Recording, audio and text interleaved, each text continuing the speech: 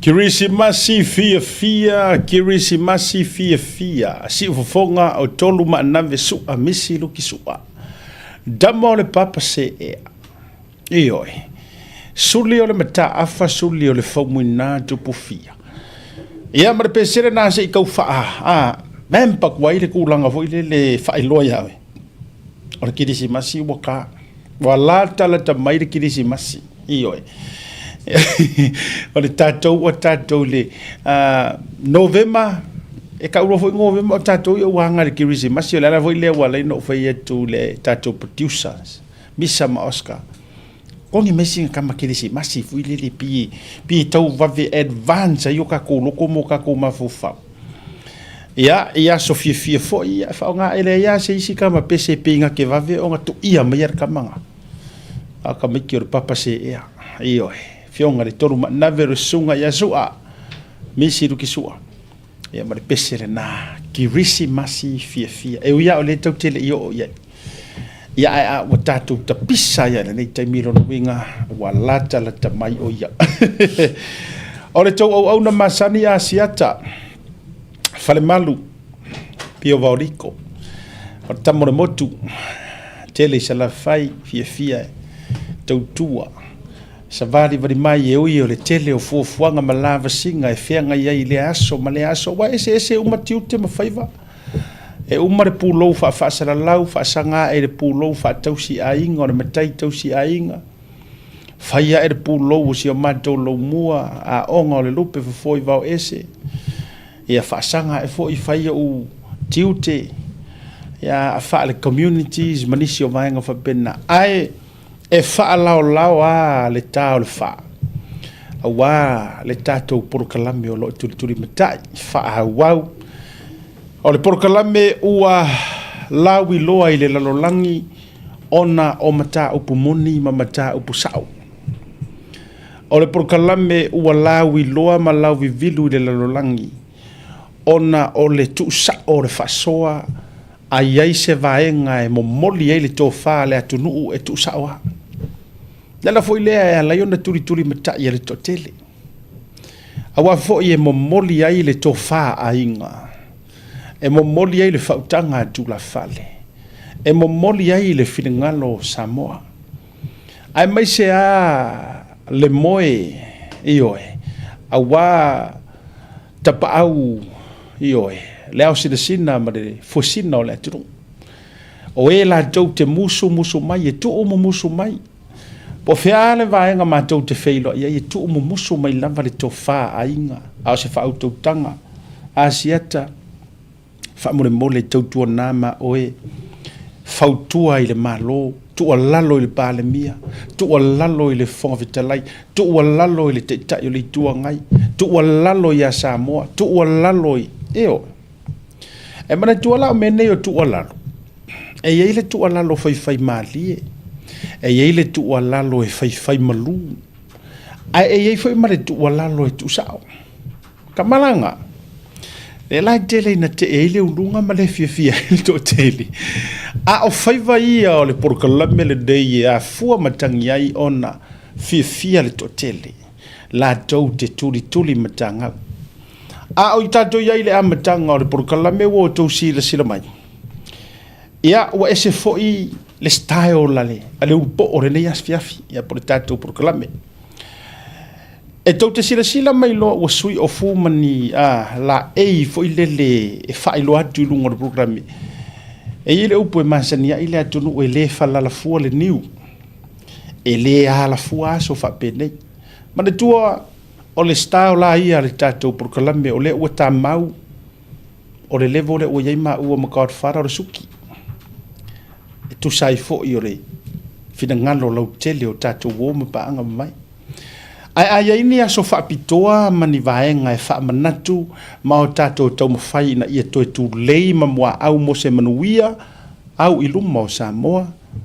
Ia e mese foi o ni whaamanatunga o ni aso mo e pele.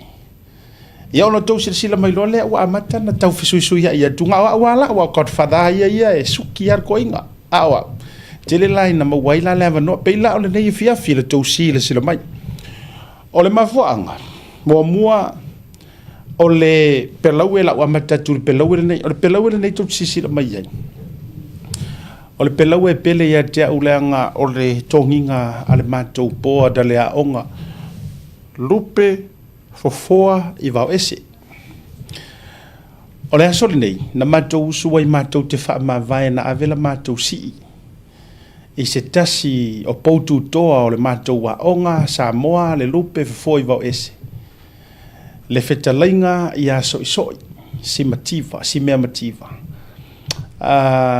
o neila na matua ia o la ua tua i le mota po le fale o na iona matua tua i na i o tau lala na le tau te sila mai i sa faila lo alo o le matua utoninga ia ma le pelau ele nei na matua ai manisi ua avanoa o le matua onga le tau te sila mai ia matou le aonga le o matua i ole to fa profitalinga ia soi a ole matou lo mua lea o e ua vanoa i le nei tai au wai whainga ruenga umar to tele le fionga di te fono sunga le liloia sia tati na e va ai ia mai se foi o le autostusi o le lo mua te mai tai hana ia mai se la o le fautanga i tu la fale ma le tofa pa io ainga me se fo io fa tu wale lo mo o ka uma ya o ngale le lo mo man to se man to o ngale o matai au manga ya me se fo io ila to fa to amata ma to fa ma vai la se tasi o lupe metua le to te si le mai le tala le tanga tale le tu mai au ta fa le sign na man to a o ta lo fai le na va to fa mai senga ile amatanga le va yaso na matou watu lalala le tau te sila mai ai ua o tango e whaile pelau e lea o nai o tu e sa afinga i mo mori ai lau whaafetai le nei uso tu lou wa sa so mua ma ai ngai lua o le matai e pola pui ma tausi a watu umalolo na ai nga sa tu ia vai atu fo i li o le fofonga o le ala taua ma lou pata fitalai o ta ile ua ma le mamalu le whale tolu ma to felo ai la me se fol pa ia inga sa tu no fono te tu fol tata na mi sai lunga fa mone ma to felo ai o tu ai o tu o ma si ona tausi ma to felo ai foi ia ma le to fa ia pula po le fionga fa sina to le fo o le sa fa mo fonga ai inga le ia so le ma to felo inga ia ai me se foi o le matua ia tu no fono ia ai me se foi o fa tua ma tausi ia manisi ia o ainga ngalua sa matou feilo ia o mafuanga na mo si la fia le ala ina o fu atu lo pe la wele nei a wa ve se la lo alo asa fai tulo o la por kalame special dedicated kuai special dedications ia ise tasi o students tulo o ngana fa onga ia o le fitalinga ia so iso ia wa alwe le to fu mai mana ia na matou feilo inga ile so le lau mua ma pa ia ainga o le so farile le afiafi ile kalesia EOG le papa toi kalesia sunga fa fe ngai ngai Jolly Reed e fai ai ia ona toe al family service le tau le ono le fiafi mo nisi fo yo le fa to afate ia ma si le fia ia o le fiafi tai au tau le ono e fai ia ona pe fa family service sa uninga fa le ainga i lana e kalesia pele lona loto le papa toi EOG i le okay lo le wa ya bonga le address ya na tu si le fia le sa yesi to ina fo iwa malolo pe u fa ilangi keti ya le usu itu langa sunga fa fa nga ya Jolly Reed ya ile po tayau ya se i te lo ai fa to post se te mi ya lona a lo fura le tonu to sisi le mai ele ngamale laina o le aso muri nei taiao o le tatou finaunga le fai e tai muai whalolonga ia nai a wha anai tau te sisi lama ia le alawa o fuina le Pacific Justice tatou visa foi le waiver ia pule oi pe ka o le free visa po le visa waiver ia ona o le tau te nau ina ia matua talia mai lo en usila ona toi apalaien tatou visa tau o mai ai tatou ngalo sa wa stemplo kus folau mala alele e sa we bor toru masina ya ma fu angala na le la to te sisi na mai le la pele ya tia u ya le ta tia ya na ya ula wa pe o me yo me ke vo ile le ke vai lo fo wa le se fu si wa ya na mai lo le nai ma fu angala na wa la yo to sisi na mai ya wa faiva ese fo ilo pepe ya e ye lo na fata wa mo le to e o ngalo afa pe ole na lava tele i mi sa uma before tatou pa code fa mole e te sign up pai ia mo tulanga ioe mo tulanga foi le ole tatou petition submissions there you go submissions mo le tulanga ina ia matala ia senga fina ngalo ni usila tau na free tatou visa awi ko apala nge me ya ole tulanga na to te foto fa pe ma sole si kamale o sia tse o fia le ai e ya ma fuanga ya ai ole lango sua foi le ya mona nei foi tai ya la to te tau ma fa ye tu le tatou maule a wai manui ai o to mangui ai o ko me mai mo ke fa ya e fa inga ya mangui o ko o to ye se tatou tunu isa mo ya fa talo falea ma o folo fatu ya le vai ngole fiafi fio yo le tala le leima la fainga luega te tofia le tua ma lo le te talo ya ma lo fo le fina finaui le tua mo lo no finangalo ya ina ia utu manuia mo Samoa ya mai sona tamu fana talo fa tu sia uso ya pasi po le sunga mata ilinga pasi toma ma le fretua ya koko ya la mafuta mai uta ma lo la vale fa to ai lo fio o le te fono le pole prestine le o le ai ngol fa to ai le tua Samoa o tasi ina i le stete au le lei ma lu lu yuta ai a on the villa e pe ya fo e pe ya o le matua fa so sa le villa fa talo fa to ia ngata le o tatou ai nga fast o to malava e le tau mate o le ai foi nisi o tau fianga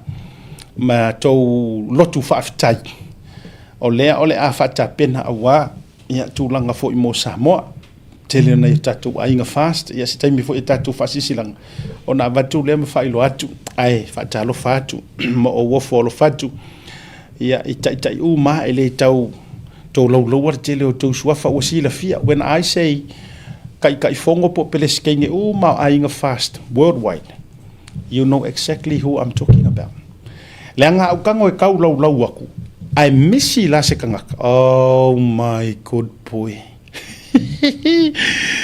O le ke vanga ngā le si kangaka o le faa susumu mai ngā le si kangaka ke ia waru ave rungangi post ma whai mai a ke au manea wheatua i fōi ai siria lo whao ngā ino le upu le nei o tau uma o tai whono po presteine o tau aingo le whaatua tua i le tua sa mo utasi mano le nusa o tau uma o tangata lango o le vaenga wha whai le fast o le tatou vaenga wha whai wha talo whatu asiata ioi wha malo atu hafte tele tau mafuta i lea fiafi ma lea fiafi ia me se fo i o tatou proklame paanga le tatou Blue Wave TV ma le tau te ia wakako a inga fo pe e te ita mai pe e te le fiafia mai pe e te whaikengi pe e te le whaikengi e tau te o mailo i lungo le tatou proklame se o tatou o le ainga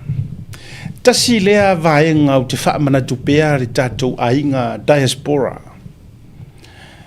o le nau ta inga lava o le sunga le lipanmia na ia nau wa ye toi mawara tatou so tanga mawhanawhana mongi lava a e toi tūne ma e toi tilo a e tū ma e toi tilo o le whaamanu yanga lea o tato ma amata mea i le sunga lau le ma le toa do you know, let me tell you something sa o maua whamatalanga this is straight from ikokongo suyor kako ainga or whakuakua i le toa sa mo utasi sa moa le sa iai pa ingang kengi e le fia and when I say this if I prefer si ayo sa ukau whaaleanga but it's the truth yes it's the truth or the truth of the matter is e le fia le taita inga le fionga le sa whapito i le anavalea la aulia le mali e toa e whaamau popo ka kouia continuously ka kounga i le ta ore a inga o le whaatuatua i le tua sa mo utasi le utato lango ia i le whainga malo man swinga e le fia e le ikarangoa mai eise ka ngā ka whaakau waa i ake au. This is straight from one of the MPs from his mouth. O le winga o le whamatalanga, whamai o le saunoanga o le finangalo o le sau whapito, a umalo le paroka. A umalo le paroka loflua kasi whamai, a wa umaloa. Wa te taulo ia la aulia le mali e toa, tu lou le fionga le paramia, wa kauronga lava loa, awarongi koe, aungi koe hango mai fwoi ka ngaka, tu lou. Tatia, longo winga ya kangia mai, whako a koe hango merkai mea mo mia. Taua ia wa umana tua le vahanga le amatanga, la ngola ufa amalo si au lea. O le whaamaro si au mo oe le la kau au nga e whaavai po oe le la kau au nga upu e se inga oe, po oe le la tau au na e whaitau halau tautua, ma oe le la kau au nga e whaikau mea ma e mai tau mea. O le upu na au mai, e le ima na o le lo matua, tu lau tau lo matua wal tina matua, sunga le, whionga le sa whapito, e ngake le ima nga o e whaau au bea mea ia. Yes.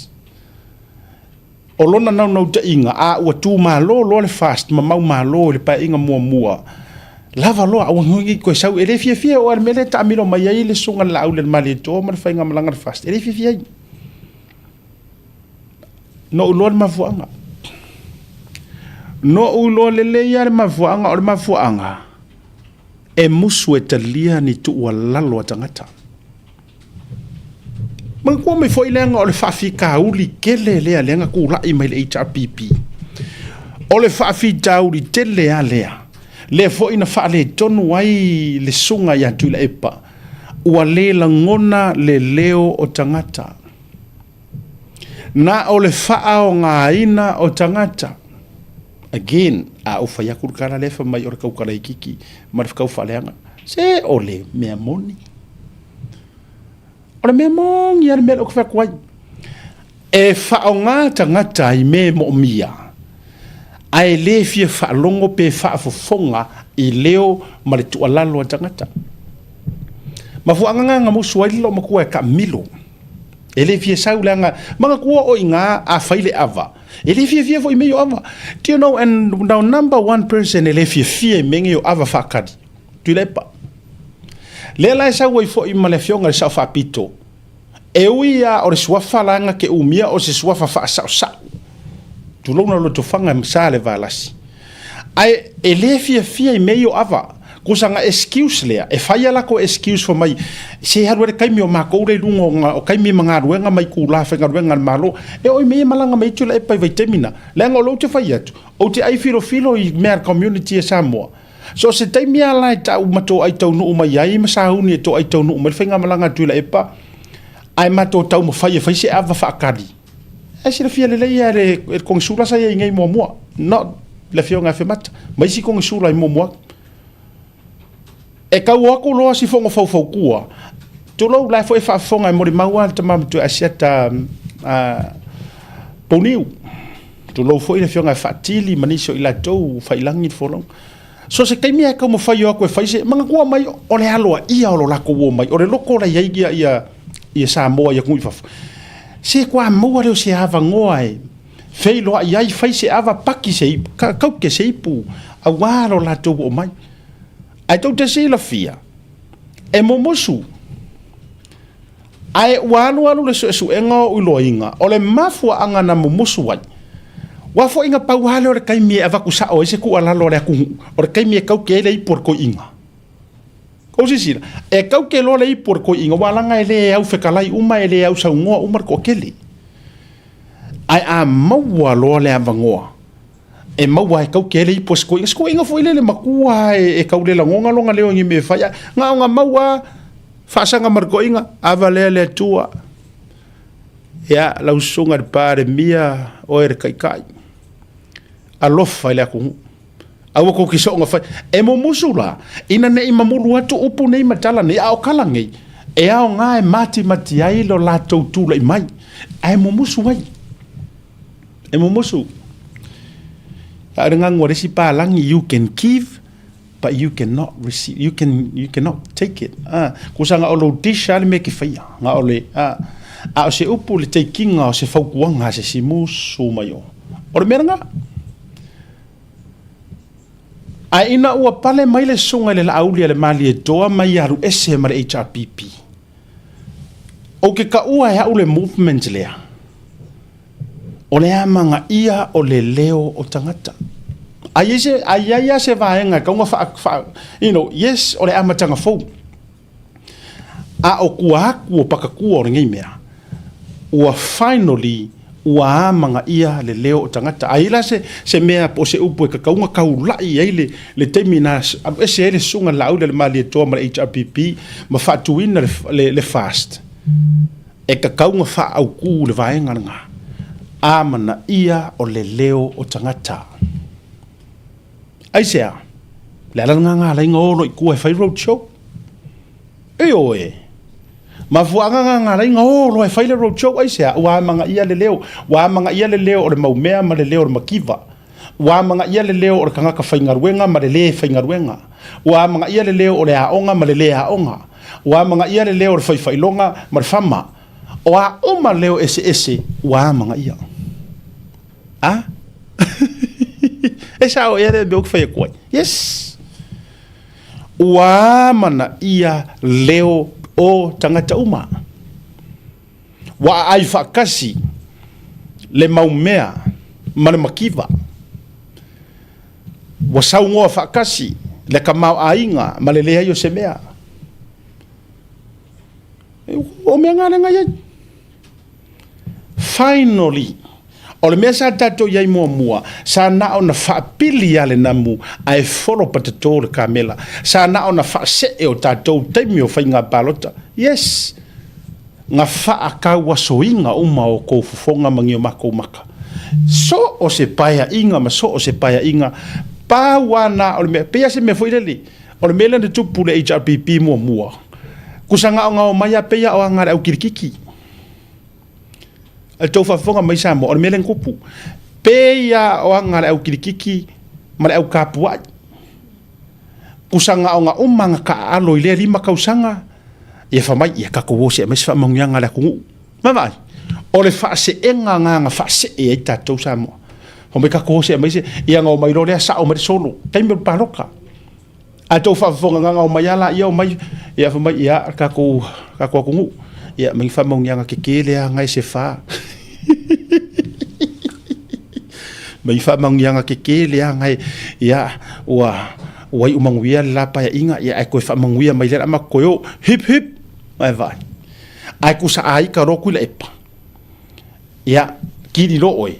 Ia ko inga pe ia vawe persu inga pe nga foi mea mai ia kapkengi ia. Ai mo kiri ko yo le angar ka oi ka malea le falongo malolo oi ai sui me skama. Ia o ngai porpa u oi lea ia malolo oi sui me sapu. O le fainga nga fai ka ko. Ai vai de mandi. O le fainga nga fai ka ko. Ah. Ai fika nga fai ka ko. Ele iai ma se mea nga fa pe mai Samoa. Se io mai. La so ko finga ngalo. O fe kongo ka o ko finga ngalo. Se ka o mai pa la so ko mga onga. Ka o mai. Ele ai se mea fa pe na tupu.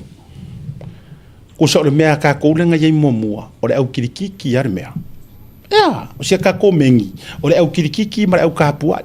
Nga umang ka aro.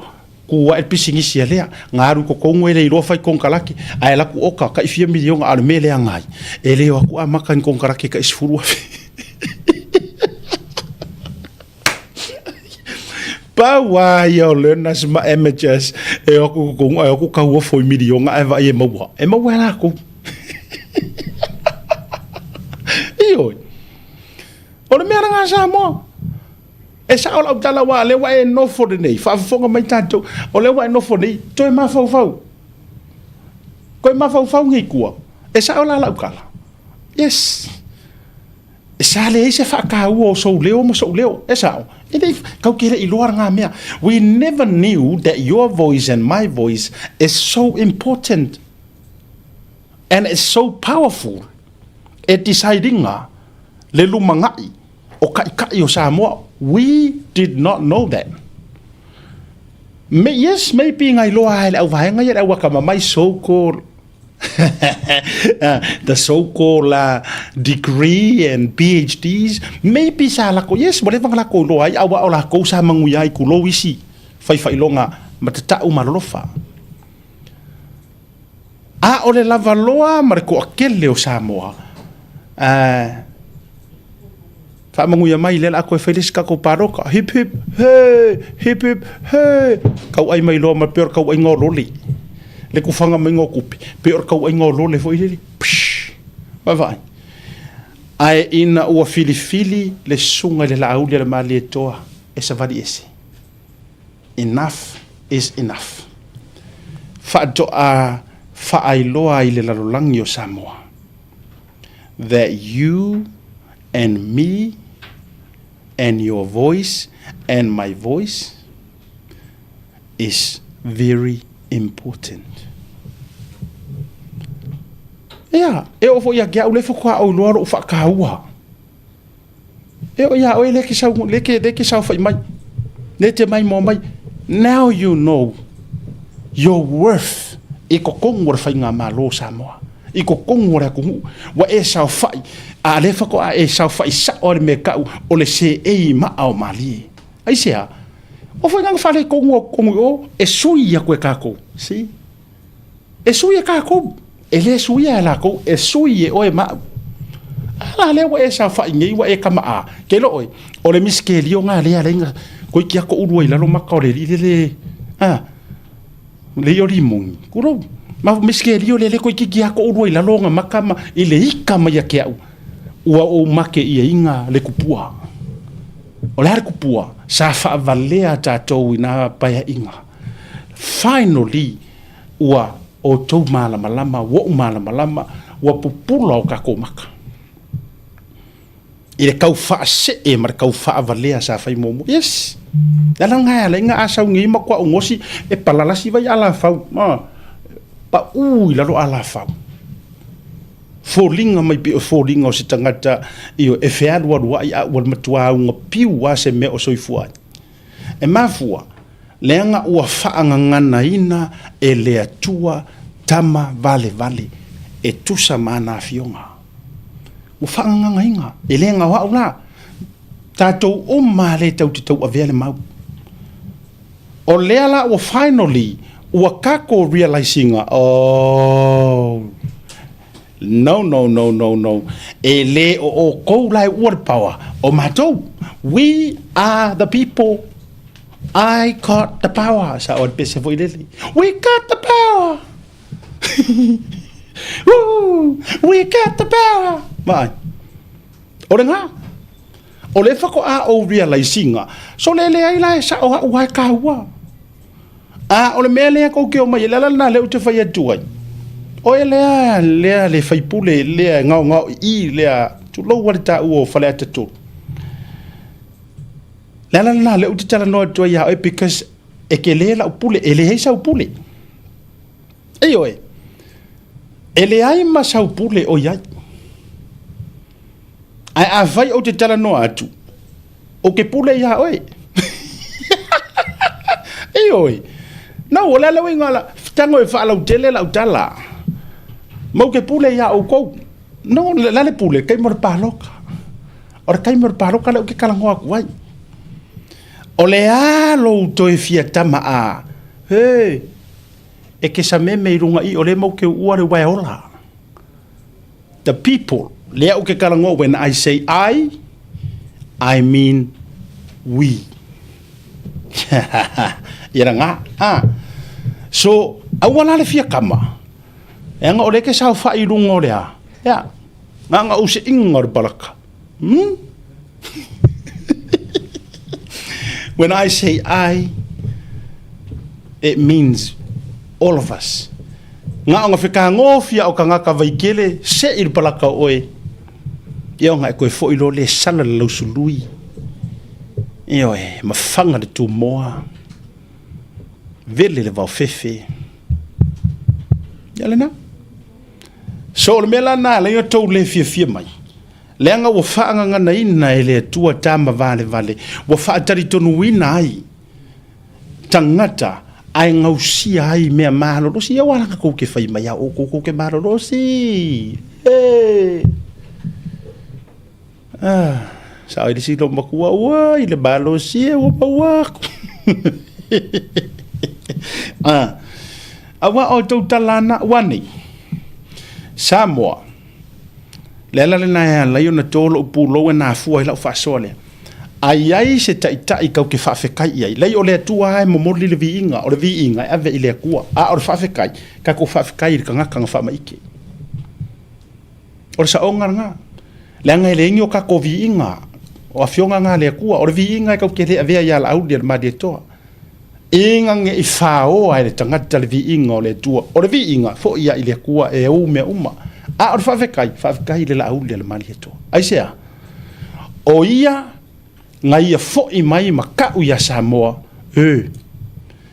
o ko we le power you got the power it's not HRPP it's not us the politician it's not Tulaepa it's not Fiame it's not la au le mali to it's not all of us but it's the people.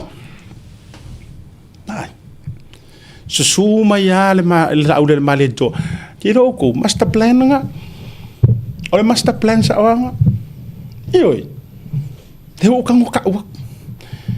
Amaro rusunga le aude maleto o kang ka o master plan. Mangko nga ese mer ka malo man master plan. Do you know what? Le kang ko ku aku le loko le mele and this is so prophetic. Ka ko wo le malolonga to te sila fia le master plan le nga sa ngoi la u le mali to ngaru ese mai akula epa ngaru ese mai tangata ngaru ese mai le la au le mali to ma ave ese mai nganga o kanga ka o Samoa ai ko ku wa yanga ku le epa malanga ngumelo le HRPP Yoe. He left HRPP and he took all the hearts of the people. He took it with him. O le plan le ngā kuila epa to hold the power, hold the authority, and hold the hearts of the people. Ia ka ke musu e whai aku le in captivity. Ka ke musu e whai aku, he held us captive. Emotionally and mentally. Yeah. O mea ngaru ese mai malaudi. Sira kuru ka malo, e ure pau ai kula epa, ure me oe. Mane malosi, ure pau kupe, ai koe manga o e mo kako loko mo kako mafau. Yes. E ilisi kalanga mafa asoa, malisi kanga e me ka ole meo le soul abuser. Is that on ngakala? That makes sense? Yes. O le mea ngā kopu ia kākou. Ngā soul abuser kākou. Ngā abuse fo ilele o kākou soul. E ure kope, ure pawa, ua kuai mo kākou anganga. Awa ia ngā le whaase e ngā whaase e kākou. Pea ngā uwhea kupe or kārong kirikiki. Ngā uman ka aro lima kausanga o mai a Samoa. Ia vatunta mai mea ia, vatunta mai lole ia. Ia ai tu e mai tō whaamanu ianga ia mātou. Waa. So whaafikai ngā yeise koa ngā savari ese. Walk away. Ai ngofo ku upea ya kuila epa whamai era lu ese lauri. Ngofo pea maukupi. Ngofo pea malaupule. Ai ole a o waru ese maave ka ngaka. Leanga o ka ngaka is the real power. Ke mo kalasi da uke karangua wai. Yes, democracy or the power to the people. If you makauki al mele o ka kopo ye. O le o ka ngwa vai lai to inga prokalame ya. Mele mafua mai mo prokalame. E te talo matuli vai i le tua. Ma ke ka penga le lei. Le ngai whakaua ya maua Samoa. Alu ese ro o le pingi o la ukala. O master plan nga. Master plan sa oanga. Ele ia yangi si vai. Ele yangi ka ko fancy plan. A o le master plan. Ngaru ese mai la audi. Ma ave ese ma ya loko ka ngaka. Pe fo ile nga ka ko ka finga fa pui pui o ka ko ma fau. I finga le HRBP e ya fa ya kon kala ke le milionge ya ele nga la ko ngwe se me ai sa fo o kangi me nga la ko ngwe ngi fa ilonga ai sa fo o kangi fa ilonga nga la ko ngwe feio le onga ai sa fo wa ave ku pe le malo ave solo i fe va. Ma ko ele pasi le si le onga ai ave ku per malo ko ave fiki ma ave fe vai ka ko ye. O menga aru ese lo le la auli le mali toa fa fe kai i le akua ngaru ese masau ka u ya ka ko ai o le sili o fa fe kai Samoa o oi o ke fa fe kai oi awa anga su mai la auli le mali toa makau alanga pe le alanga yo a John the Baptist pe le alanga yo ngir vau inga ke wia inga ai anga alanga mai ala auli le mali toa ai ka ko le karikung se mangu e koe koso fo i ka kou le waia le la koe koso pe o kosonga o nganga fo i e ave le whao sa wari. Ioi, pe o yaka iku fo i lele a o ngenga mi miki yaku kako. Ai. Ala ua koe koso whakaka. Ai nga su mai la ule mali tofa mai Samoa. Let me tell you a secret. It actually you that owns the power. Ele o mako. Lenga whanga nganai na mai ai le tasi o te tai. O lana le nā toe alanga. O le whi au muli anga ngai alanga inga. Fo i loa e mafuka maronga makai. Le fionga le aki e tupo mata ilinga. Ioi. E ki oa ke loa la ukala. Ele isa ma connections masi oro wanko. Ako ke sir fia un fayal mariwingi ai le eventualo na tino mariu Samoa I never ever make kalangoa nga kan makaranga mara akep kopo I think kon lua fe sutasi fe nga palotanga sukasi e ala na faila utala ola na to fe au muli ale ona malanga lole ale fa awa ya le longo puyeri e longa nefiu ya le fa o nga lo fa tauwa manisi e whaongae, tata longo, tata, io, ka lango ma se whaawau, tupu le whaatuatua i le taulongolongo.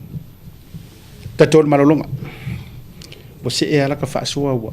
Ke le me wa sau fo i lele loka ma fau ma musuia le anganga o le atua. A o nginga sau le anganga pa ia o le atua e musu mai mea. E ana ia le alu ma flow ia le alu le whaasua. Ai tato atu le malolonga. A fo i mai. Ia on whaafeloa i leo lesi fo i apostol. Lesi fo i tangata. Le kufefia upula tangata o le atua. Wai o le upulea. Ele whapea ngau i whaifea au awe. Tangata o le atua. The man of God or the person, son of God. Whawhira ila sunga kaut wharenunga tatu pokalami.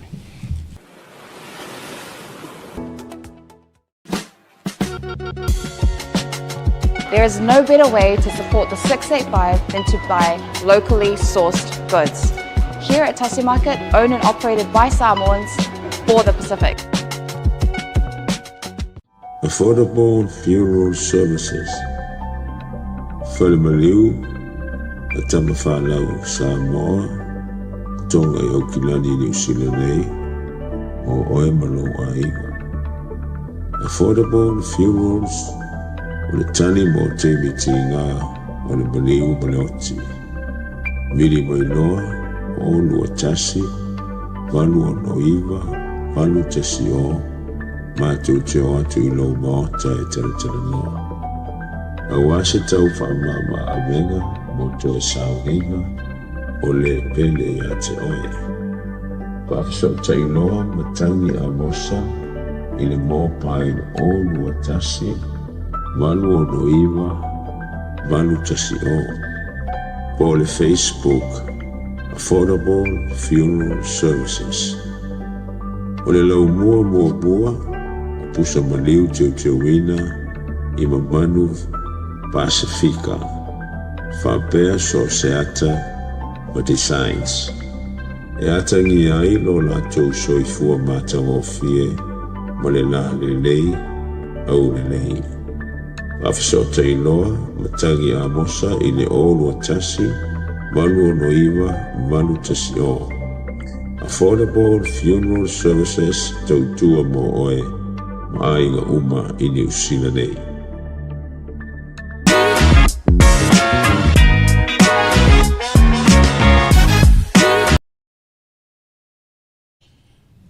Taimi ole wati lea ua toe 10 minuto ntaro le tu lai tolu fia failo atu ia wa sumai Godfather le ataua le taua ma le ataua le sa ia po le tofa ia manufui maisi ona suafa te tele o lo tiu fa matala o ma lo le pale ma lo le fatoto ma lo se fomo o sunga kai o kakopokalame ia le fa sila mai mo mai sa mo i on kulang fa lupe mo kulang po lunga ia fa pelo ia kulinge fi ila nganga fi mo nganga fa kai wa ga fa pa il ka ko ia maro le kumu ia wala nga fa maka saul ka pokalam malo e tau mai ti o se e ala ka fa soanga o ka fifo de e no moria a fa lo le fa o to ai tau nu ia sunga le atua e se fia ia o tango lo mo morilo ata to pokalam de ile maro lo Tore awa se e hali laka whaasua ua. Ipo wai ko ia le nganga ho se le ua.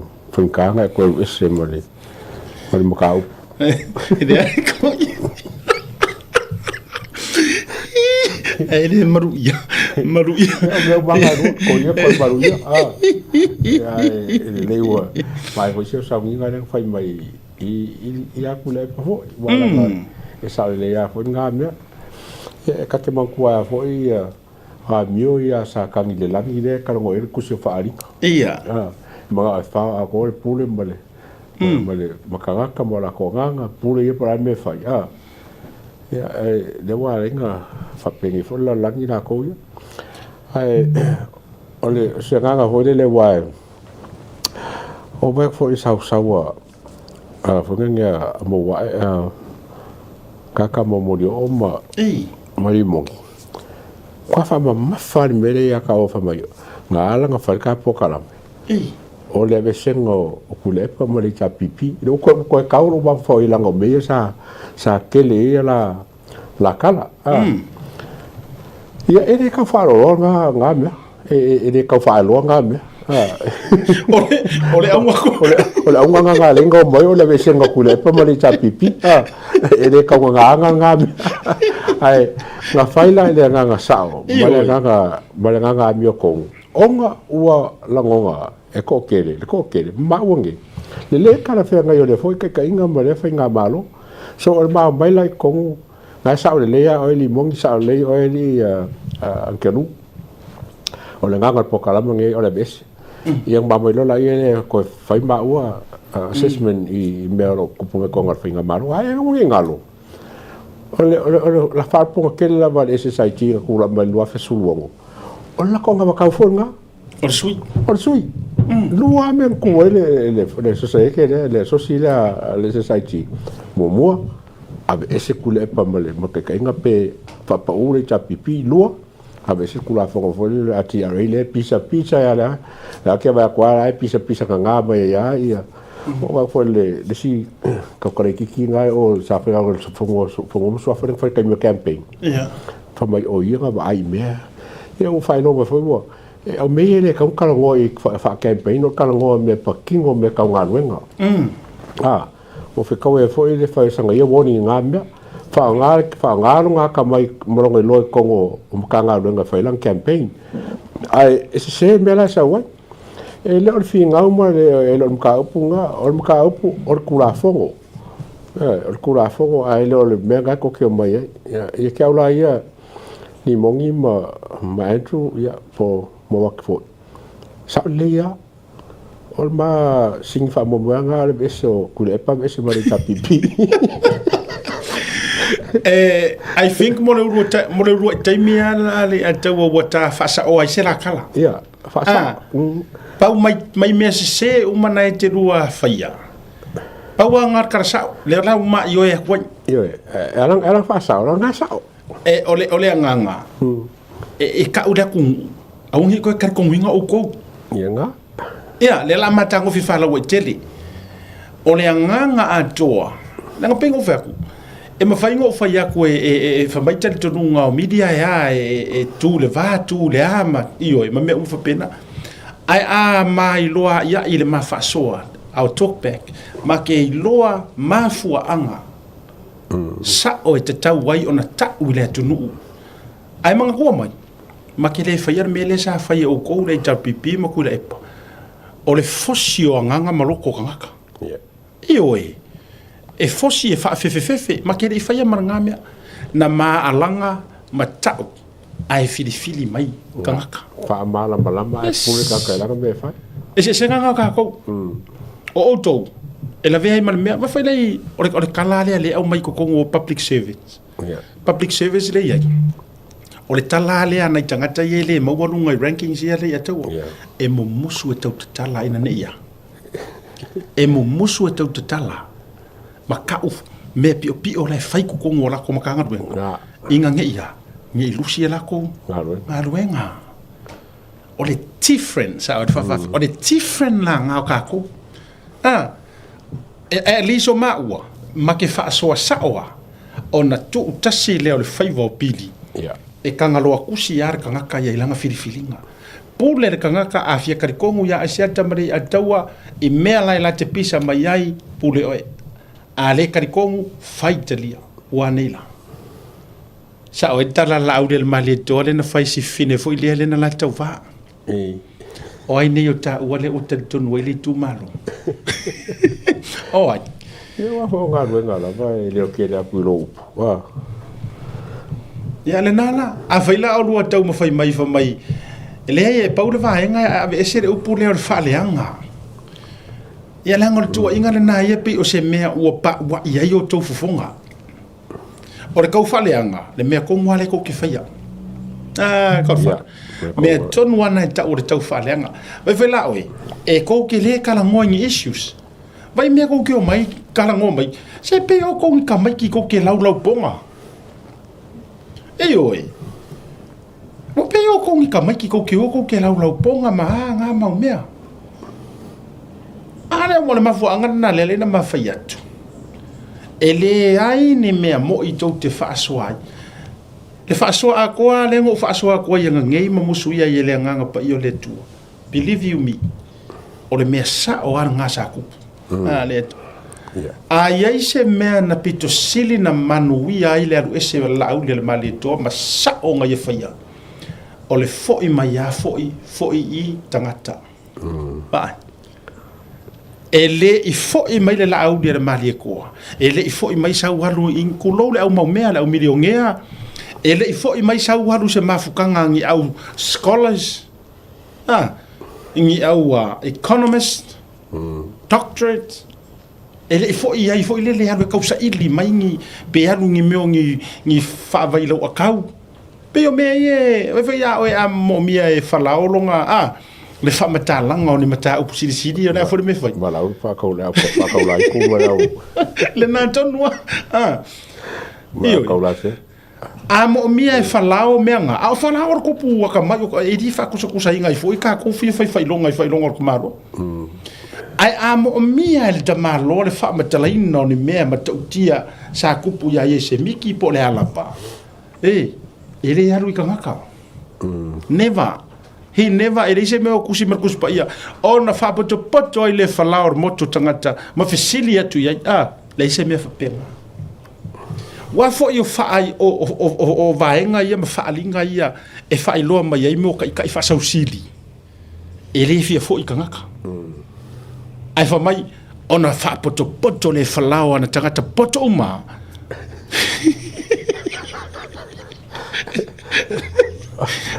kau abre fa falao e ali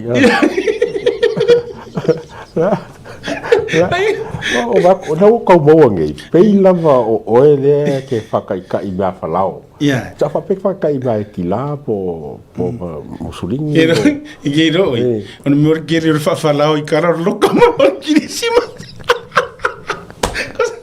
mele mawa mele sole wa wa nga so ese falao ya so so e kofi ha ke falao ke no para na foang ia wa foi ke mo ba le falao ora me la ngare piano roa bi ka woso ko I marmenga ai nano te foi tu e ka o mai her ko pa ia fa poko fa mai o ana tangata popoto o anga skola o fa ka ulaiku o kanga kai fai kaua masinga ma feku ma ai ia aru esela aurel maletoa o inga fa popoko aru sa o ile tunu oi angaru ese ar ka malo alu le ku fa mai ku mo mapuli I ku au mala kaua ai ngari kai mara fa fonki e wo sa ka wa o fa lilo lai kongu o de ita pipi o ko le puli ari sa wa ka o a la fe o le makoku pua le nganga mai le fast food kausan kadwai o le kupua o ko we pule le o mako man that's it ngapa wanga o le meka ka nga sawa alui fo mare ake ko po o le tangata fa wina ile tu fai malanga saunginga o tangata ye le pule confirm man alanga la poskolo William Mafoe o kangaka e yai le pule man o ke ale se ka ye le fa ka wainga ngame o le mama fo nga le la ka ko wala fa kasi le la ora fa kasi sa mo ka mingi a maka ku I le lua kausanga e le lua pa inga ke ngai ya lufu kasi mo le wa maka ngai o a maka ka ko loa ma o inga ka o ka ku le pule yes wa pe fo nga mai fai pule ka pe pare mia pe ke ya mo lunga ka ka ko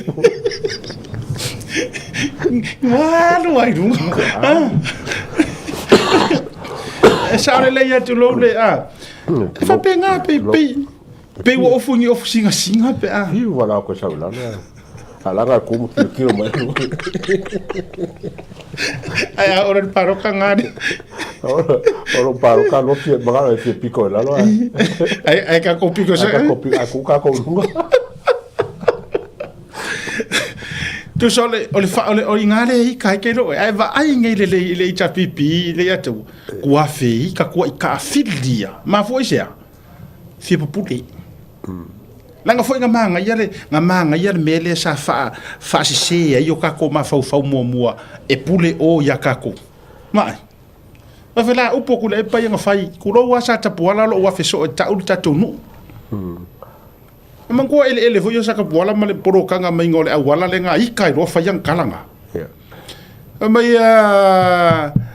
wa e fai atu lo malo e fai atu lo malo i fanua e mai lo mai ele a wo ko ele aya se fai se malo se pulen malo e fai atu lo malo i fanua pa o me o to o se tupe nei me o feo lai lungo fanua mai okay mo kwanga ia la ki ngi a me sa ku le pa ma fieme o ke ro a ka ke ku bala ku kai tu sama mo fo ke ma laud ai o le mele nga la wala nga ka bai ma o ngai fa o ko ma fa ngai fo le fa ngai ko nga ma la ma ia ku fa o mo ku ra e kai minga sa fa la wa o ngai mele le account ai ke o so mai pe pa fa la vai ko o public relation ko pe si la ia ai me o so mai fo le pe pa ko la ko pe foi ko public relation la ko me foi ko o account a fe mai fam kala o ka account ka sili nga la ko bam ka e serious ai me o mai lo fai le ba le la nga me ka pu le ala ko fa ko kala nga o ba nga ia e lo fai bam ka ama ko le ola u le ko mai ko la inga mo me fa penga e lo la le ba la le ka wa o ia al ba nga ko fa fu mo sa no ia venga el particulation mai ka Kuse nga oki de public relation. Ai nga o public appearance. Ke public appearance nga o vanga. Nga o ifo ai apia mai luma mene. Ai o ke mo ko le ka o kala i ka. I do ofisiri pesa a fa mai. O kanga ka ia account. A me sa ko ngi faida account. O mo kwa ko le lo a fa ba ka ka. To le la ka ben bele nga i lo ai. Fa i ba nga. Le na tonu. Ele se le fato fala inga sunga le atawa.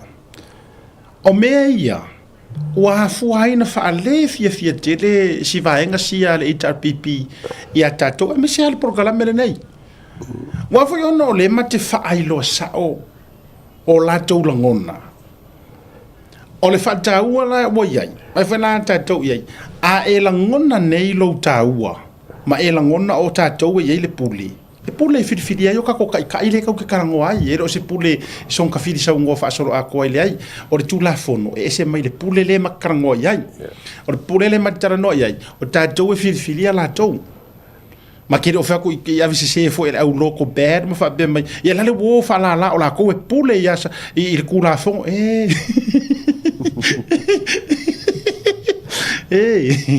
sa ole e si fare kuanga si ma ko via ya songa e ai tar fa tu ai ka karati ai ka e le te kai ka ngo fa kusangi pe ka mo fa ye se o puleanga ai fa nga la me vo ye fa me o so ta ele e fa nga o le winga o tala a wa mangir ka po kala me o ngi foi fa di fo mai o ko si sko fa fonga la o ko samo ele wo mai la uri e fo mai la ko pule ku la fo so dei e ma ke o fa ya ko ngi ku la fo o le mele mate ta o vatua o mate ia ai la to tupua ona to te fai mai o to e pule na le wingo le pule e fa mai ko ke kai loi malo ma me uma ko pule ka ngaka ma la ku ule ai o le atunu e ta o to ai le pule filifilina o to ai me ko ke fesiri ko kumaro me fesiri ngo fesiri al mera kupu causa ben que ngi so e o so fa pure la ko pingi me o mai fesiri de kumaro le na tonua e ya no caro le kumaro mai si vai place ko finga mana tua mai o le mafua anga ai se vai nga o te fa fetai ai nisi a le HRPP fo sui fo yo tu ton e ke sira fia lele a taua mai tau te matai tuina e ia ila tau lai they trying to stand their ground e le se e kia i meo pule whaasau sili ma pule whaasau wale le ai kau ave kula e pa mau ke whakura mau ke ese mako ese ke loi na musu e fai Waka manga o ya yes Waka kalo o se ia. ke lo la ukala o inana te loa iloa tu loa na te loa ilo inare ese senga e ma inga marfe kulo awa sefe la ko lalo le al fo fkalai e oi pa pero pase se va pe ya anga le fai mai al fo fkalai sa ago fo fkalai ke go fole mu ke le pisa se fai po feo ya fa mata ana fai ma rula i fafo o le aso finga e o malanga vai ko ya fi si ali me de ese sia ele me dizia lo e ka fai no faciliali mogi ma e aloi lana e aloi lesi su kolu e o yalo au e de aloi lo au e lo ne kai kai aloi lo au alu li mogi la ngai la ngo u nga ka mio vale ai li mogi o ore ui konga ko ko ui konga ma e la e ase to finga la tato fa bo pom falanginga ia falanginga ia o nga kulo ai me jane so di o pese fale o le mea wa teta o nei e ma fau nei de fikar ka nga palanga fikar ia ko so le mo pide fade o di mo ngiro fade kia e la fo ia mele nga so di ve ia di de fade o ringi kangani o le fale ya o ia la no la pare ku malo fade o le masta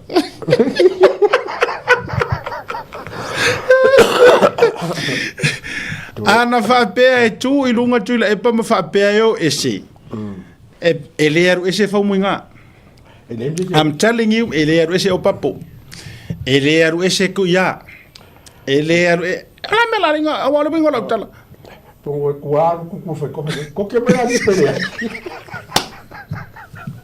esa oi e piar kalanga faile ma tu foi ngai makoro ku ai ke mi foi le umaro le la ungar foi fe au le ato ia failo le vala au ber vala au foi le ia expect le a fa pe fo yo le ke manga au ko fa fo winga o ke le foi ngai ngasor va ya so ke kurva la au si le fia la ka orang wai mo ikara mo ia si le fia le si foi fe au de armo me sava o le ke le ngai nguranga au kara vou ma fai de le tim ai fou la fai la unga e ser ka ngala ko la anga uma le la unga fai mare vala au la la fai mai si fai la unga ne ngara o lo taimi le nei e te saulo ya Yesu la o le expectation o fai au sa o ngar fa sa e ko ku uma nga au kara vou nga le no ne nei mo fiu wa e fa ko du vala au si fe au fole le vara io e saulo ya Yesu o ha uma fo ine mesa e fa ia fa ngalo a o taimi e pula re le ma si ola nga ke pa ma ia ku ha la ko o ke kuma no po ke ku o ke kuma po ke ku sor me no ai me disse ora solo mo mai capia Or ko inga mia na ona tu pulka ko fongo le HRVP. Ko inga ku e la wo fi ko ai fa sanga mai le mesi ola ku. Pe mo le sap foi fe menga o lo lenga foi nga mai ku ai la o le ku la yo a sa ko lu me lo fi me ko.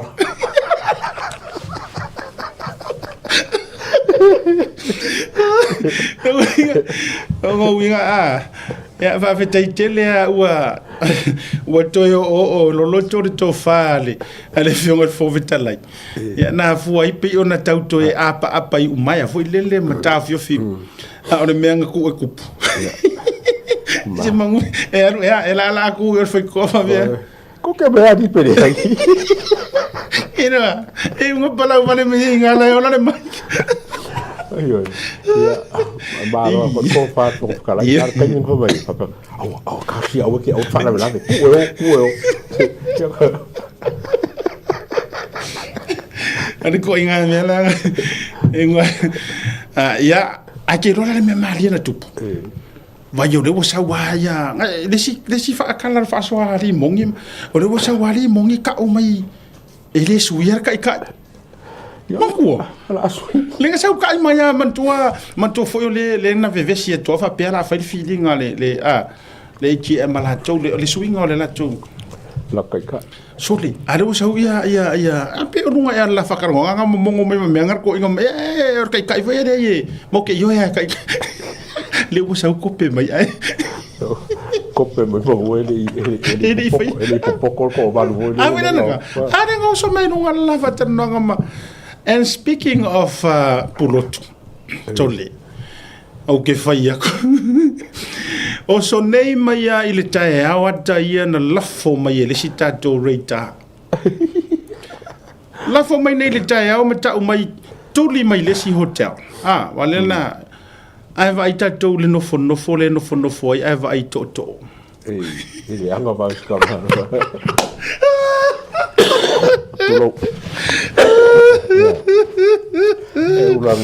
Eu ulangi kau ngā kakopani, ia si vai se. Ona nofo ai le o ia. E fafo, maona toto. Ai a munga mai ngai le nguku pei o re tangata. A pisa mai le wheelchair, ma pisa mai toto o ma whaatau suai i ale malanga le fionga i le li pāle mia. Ai wako sila aku sa moa i le saufa i mai ai. Se la una ska sa isa la. Le ora kere fongi ra ka ku kadinga. La tau le ai tau sa ili se pay menu le niva ya. I will say command or oh yeah no worries I can do that. What you masangi wai Pi wai masangi tio la kama. Giro oi. Na u fa longo tiro tangata le na veri e konga ngai kamai ke se ma ko usa va. Malet fa matala mai maletala no al tangata Giro oi ku ai nga kala ngo ko ngo ngai kala ngo kala pu. Mio wa. Sweet. Ora ka fa ro ya so. Ai au foi lang fa fe au em fa fa fe au. Male mo emma bakal kama ko le fa se ngai oi.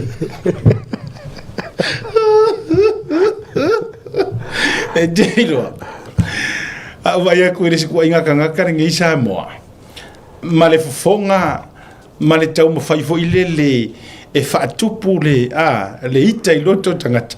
Lalana tele tangata na meri mai mo fai mai o fai atu to te silfia. Tu sa o tama na ia mo ta ita le tangata lea. Tu sa le o ta ru ta ita i ta mai tie i le mapui fanga lele o i le o i fefo i ne ia mala. Ya aku vai aku ngira ir kanga kai fer wa iko ko. Al to sila tu le meo le ati le afu. Fingata tile me ona. Ai ke no la ile vero ke mai kaua. Te tu vera la kala kama. Iro ele mero te mai tu wai il sau fa i merka maro. Ono ngo fuai ami. Ape umaro foi na pesera como misanga fila. Mas eu pensei essa linha pensei lá pé puro. É de pesera se quero como saromia ver capotiusa. Como saromia posipeia foi ora o ik. Wala nga foi misera foi va peanga. Ela o foi mai puro com ele. Que dia lá como saromia olha só fingar. Que dia esse se camisa pouco pesera o cabo. Ane yo no. Oro que carangoa ore ofuai va kune. Ofuai ami. Mi sa ko fonga runga. Se mi vonga no ka ko pesi. Le pesi. Te ko fo se fa se quiero na se sira la tunu. La sira la ya le pesi na po nga fi. A veces era carangao que era uma se cago cari foi macaco fancy ninguém isso vai na se sira le ir cago pesela langa ele sera o kala que o va pior o fai carfa cupu é se sila na cago pesela nga pu nga fi langa orga ali vo nunga ne se iba sa ye foi ele pesela nga pu nga fi na se sila le ya to aku foi langa ka o FP aí eu ka o ka ser kilo ia cara misa sole ma Oscar ya favor mi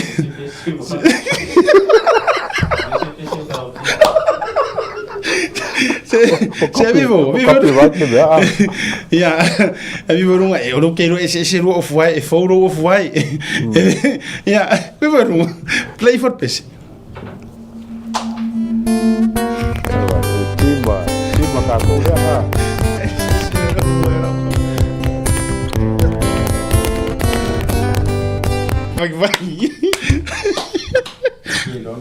la sau sila. So le o foka kamera bisa abe auction. E mau ai ka kupe o fo bisa. Kira na kala. Kusa atao e auction matu le fa fonga sa mo atao e auction o fo misa. Ia. E mumu ye tangata. Fa ka. Na fa ka. Ai atao e auction o fo puro. E mumu ye. Ha me mumu ye. Ari. E mumu ye la ko. La ulia ye una ka. La ulia puro ko ye una ka. Nela o kama wa. Nela wa makua kama wa fa le ia. Ia ele ai o me tau te tali e ia ranga o fuara o kamo misa. Leila pa me ngo ki kiro koi. O misa o fuai ami Amerika. Ia. Ele ia. Maka ka fa misa. Io e ami Amerika misa. Alo to vai te puro tu pe ia se ami po se meu I. Ia, o pa e mo tu dollar shop.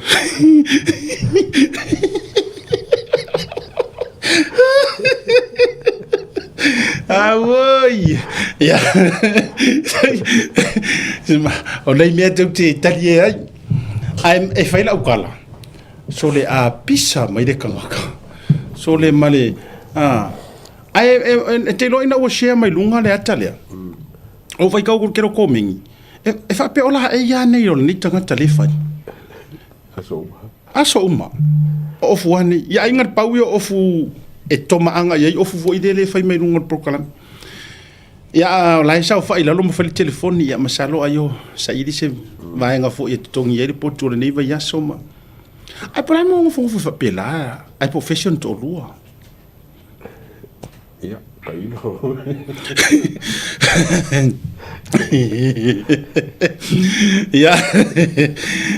ia me vo yo ko ki o ko wo pu e ko ia le mena le fai tu so yete ete so ona fai mai utala nga wona ingalo ia te o tangata uma ye feo ile lalo langi a ko ngi sila male lalo langi o sa mo de lalo langi o tangata uma te te ya ari o tangata uma te te ya ia vasai foi ta tu marolonga al si marolonga popo foi mai fa o tatu proclame neve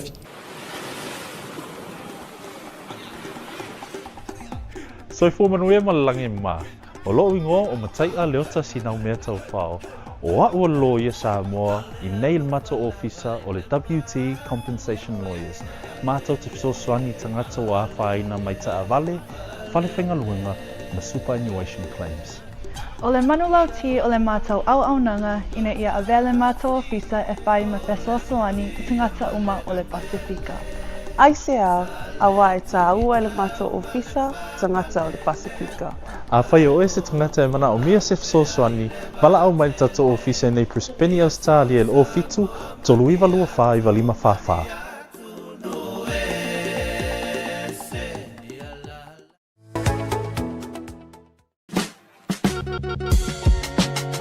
There is no better way to support the 685 than to buy locally sourced goods.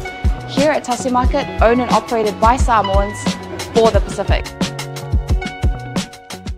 Affordable funeral services. Whalemaliu, a tamawhanau Samoa, tonga I Okilani New Zealand nei, o oe malo aiga.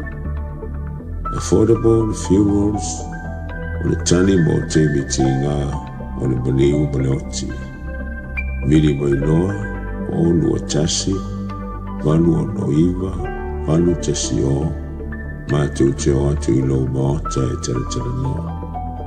A wase tau whaamama a venga, mo to e saunga, o le pele a te oe. Whafisau tai noa matangi a mosa, I le mō pain o lua tasi, walu o noiva, walu tasi o. Po le Facebook, Affordable Funeral Services.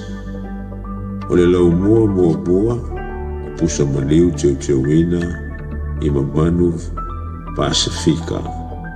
Whapea so se ata o designs. E ata ngi ai lo latou soifua mātau o fie, mo le la le lei, au le lei. Afisa o te iloa, matangi a mosa I le olu a tasi, malu o noiva, malu tasi o. Affordable Funeral Services tautua mo oe, maainga uma I ni usina nei.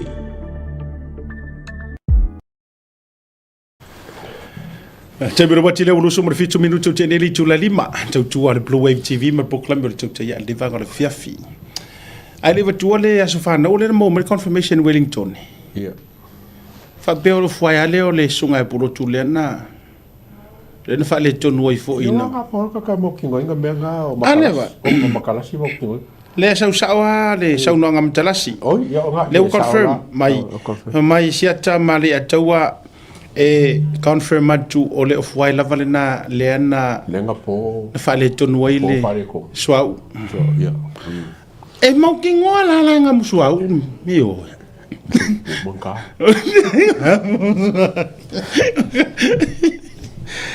Ya ai awala fila film kero la oi. E ono tafso soni tamani ona la ai. Ah. E pa fa pena o ko foi minha kala. Oh ya le. Ai kama leila ma help ok ni off. Fa sa wala ngai po kala ma o kaolo fese donation po le fa ka wai. Ngala ai fa sa ka red. Ja, en lei. E teleportor mantu office fo. Ja, wat mooi. Ade mor pouco que seu que rent. Maar mooi ja, producer, quale producer. E oi, ai ana tamale lei, ai sa we produce le lei lana a. Manana por karam. Ya, o yo le fa te atu tato as fa na ule nei e tasi. As fa na ule sa tau na vatu na nafi fa malu atu le sunga.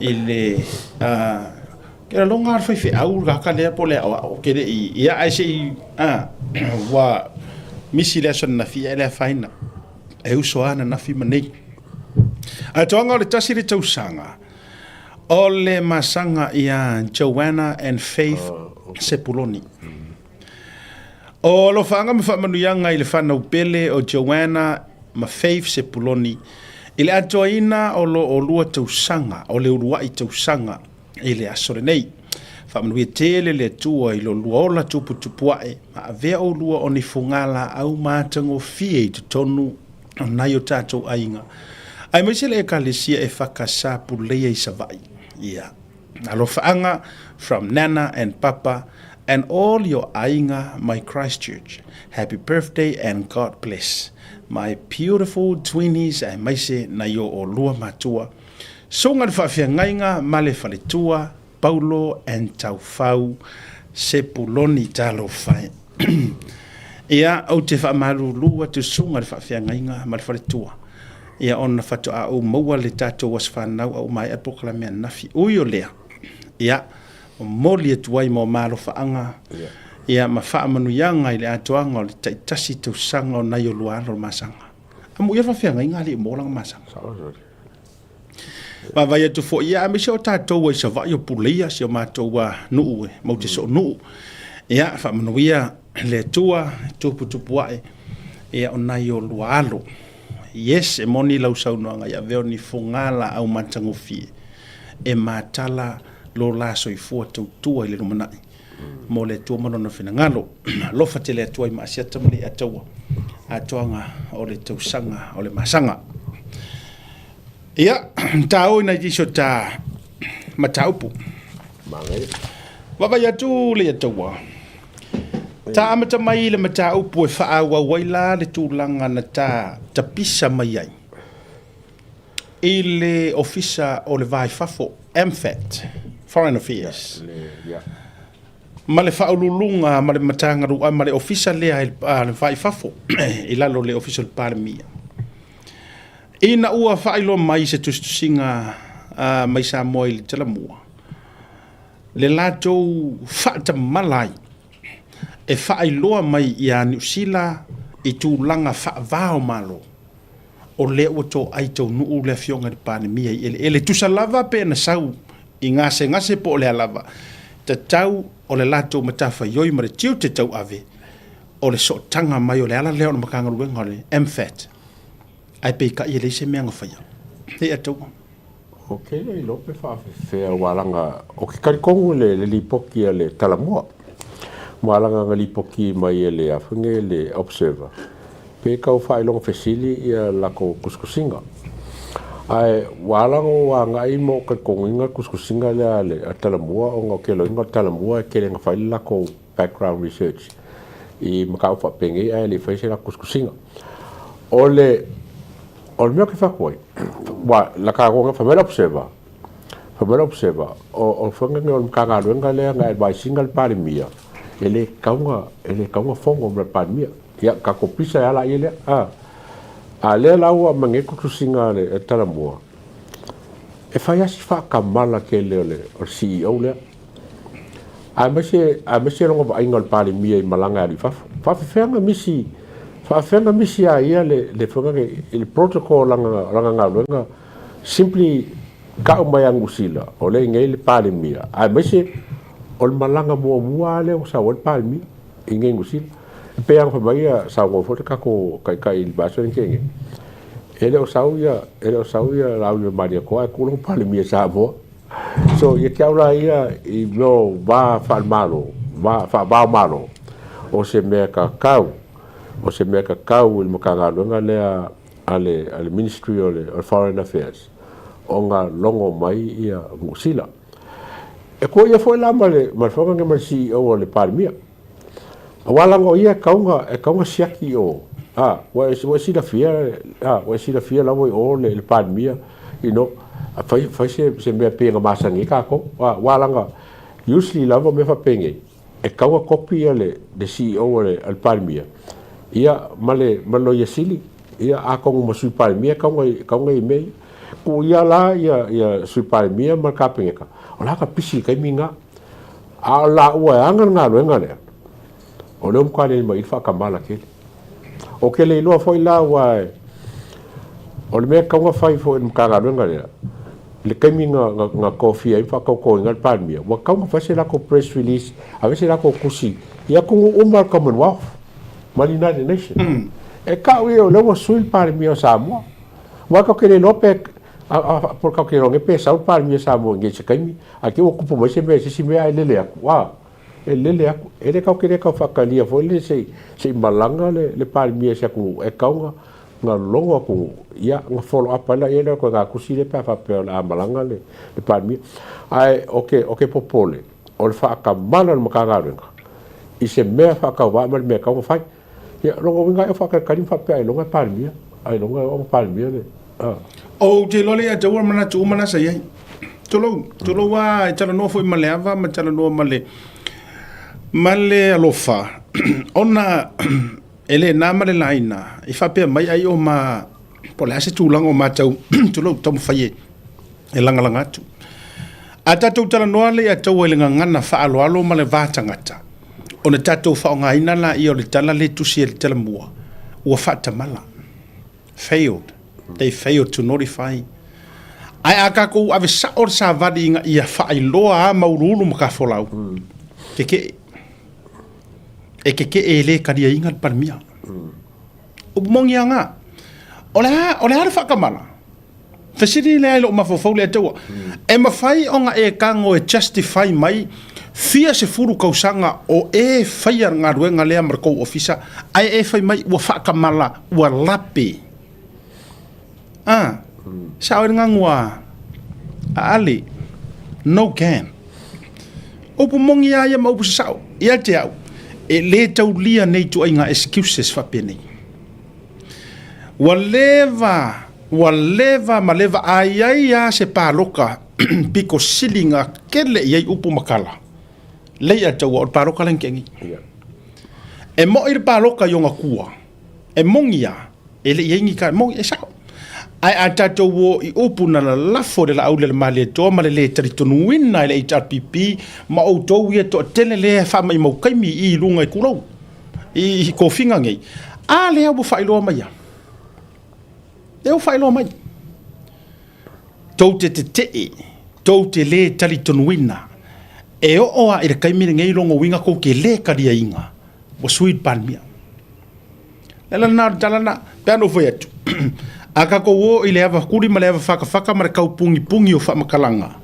ia me pin tato fa ngai na le na upu o fa ta mala foi ai a ka ko woe au ili ma va ili fesili e ma fainga e kango e fa maungia mai so fa kamala mai fia ful ko sanga e fa nga ruenga wa fa fia nga sausi nga ma ya kula epa wa fa fia nga sausi nga ma ya fia me ko kiki mai pa inga ako o mai nga ya ingi me fa penga nga fa kamala ai o le ulu i malanga mai ale pale mia i ngi usila wera pesa we si mai pesa we a or ko kiu kele ya ke wa ia wa lava fa maunianga fa momonga ngai fa ma vai sei ta kwa lu nga ku sao lava nga wa makua nga wenga wa lava nga a fa la u fa kamala o nga it's a genuine mistake then o pinge fa mauia wa lava ka ku o ma ku pasi le polo ngisi laiki o lo o le malau lau o lo la to soifua tau tua ma tala mamanga ku me ke mi uma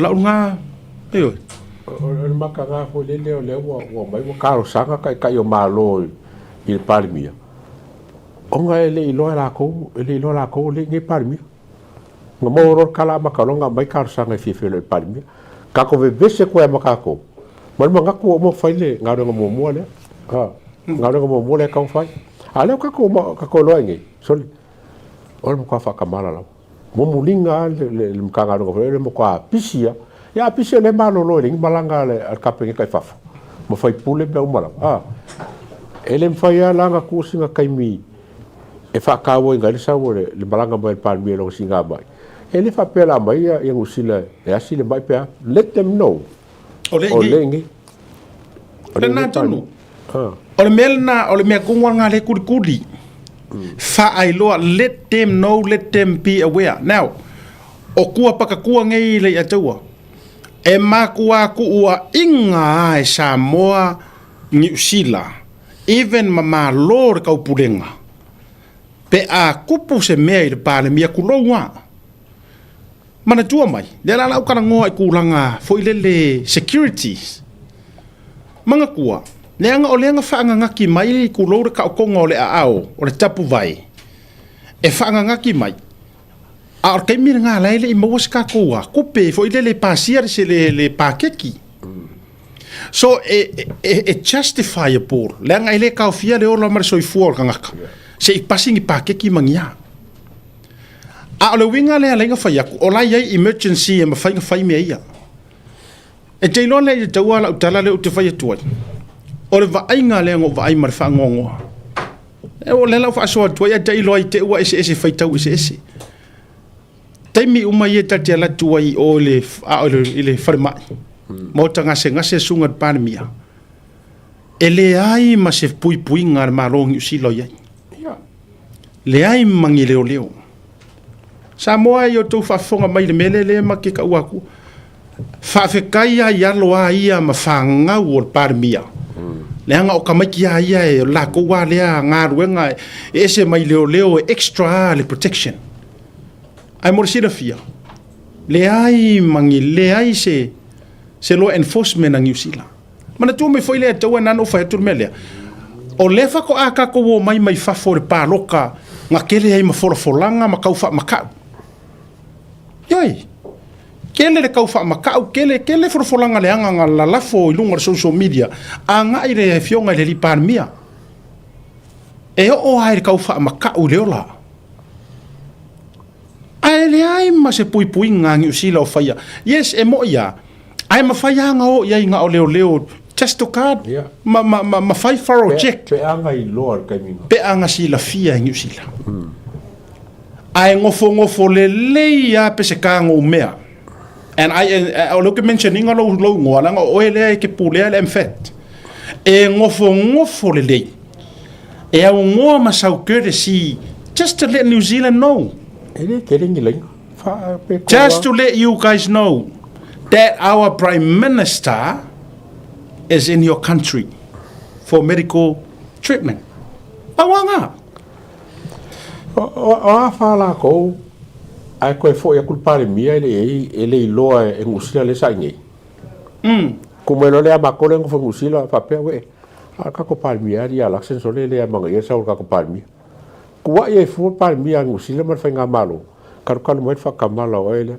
Enga ko lau vatua fa te inga le fa fonga le lai moli mau le mai sia matou no matai viki fefo I o I Seattle le atau fa fonga le mai Seattle tala le lau fam tala ina ua mau tala ia Ameri le skekelea o le la afe atul pale mi o Samoa ele I aware ele I prepare ia afoa ma afoa le tasi ma lotu to tasi ngale plake ma le fionga ia afamasanga a tole afoa ma le nu o matai fa pe uma ia leota tamaya leota mara to uma mara CEO ia Pauli o te loa lau te le I aware o le maualunga le o le kilo o malo a Amerika when a name prime minister or office prime minister is mentioned kusa sa o le latou ama faufau nga o ai fai se hor foi le o famitala tore mena tupu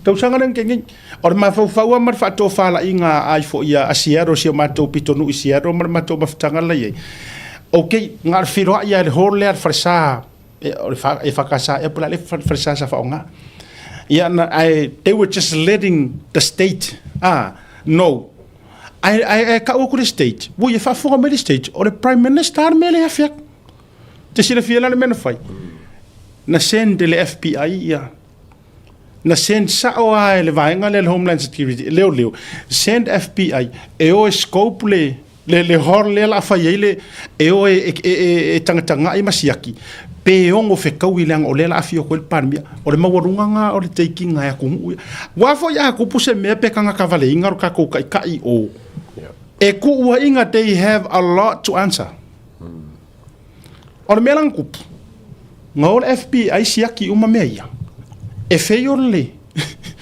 ma vai ka ko ai ku so o farisa ku so o hol potonga tato wa ye o ka ko masangi e sa nga lemu ai ko ka mai le fedo o ku feio o mai ko fai il komiki e mo mau mala vai nga le I siero ato a grief ata sila tala le nga ko ke mo winga ko o mai fai le la ko le briefing fai vai nga le you need a aviation of wanga a well secure mai ma vai ka ko ye ai le o se menga mai le MFAT ole loko ole plan le ai ngor fast ai onga ua mention le ngo ole palemi ole official le sa ole palemia si iro kamanga mar standard ale su mai le au le male to ole palemia o Samoa ya kako e ui ole saulanga si nga se ai tau te lo fo yo le sunga la au le male to he's a humble man nga kele mo mia ai ele ngofo ngo ai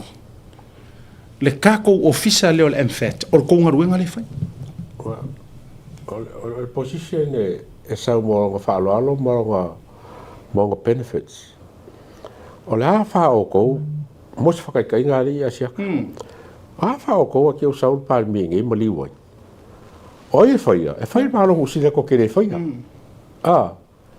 o va san mo involve ya usila tenga o menga le ka kulkulia o nga wa mo kwa ba mai la lo ke le mo ka nga lo nga le e si mai mo le ngai palmi mo kai mo ele po a uma a inga maka ko me e ka ko por fa la take over e ngusi langa ele a o ngol puro palmi o sabo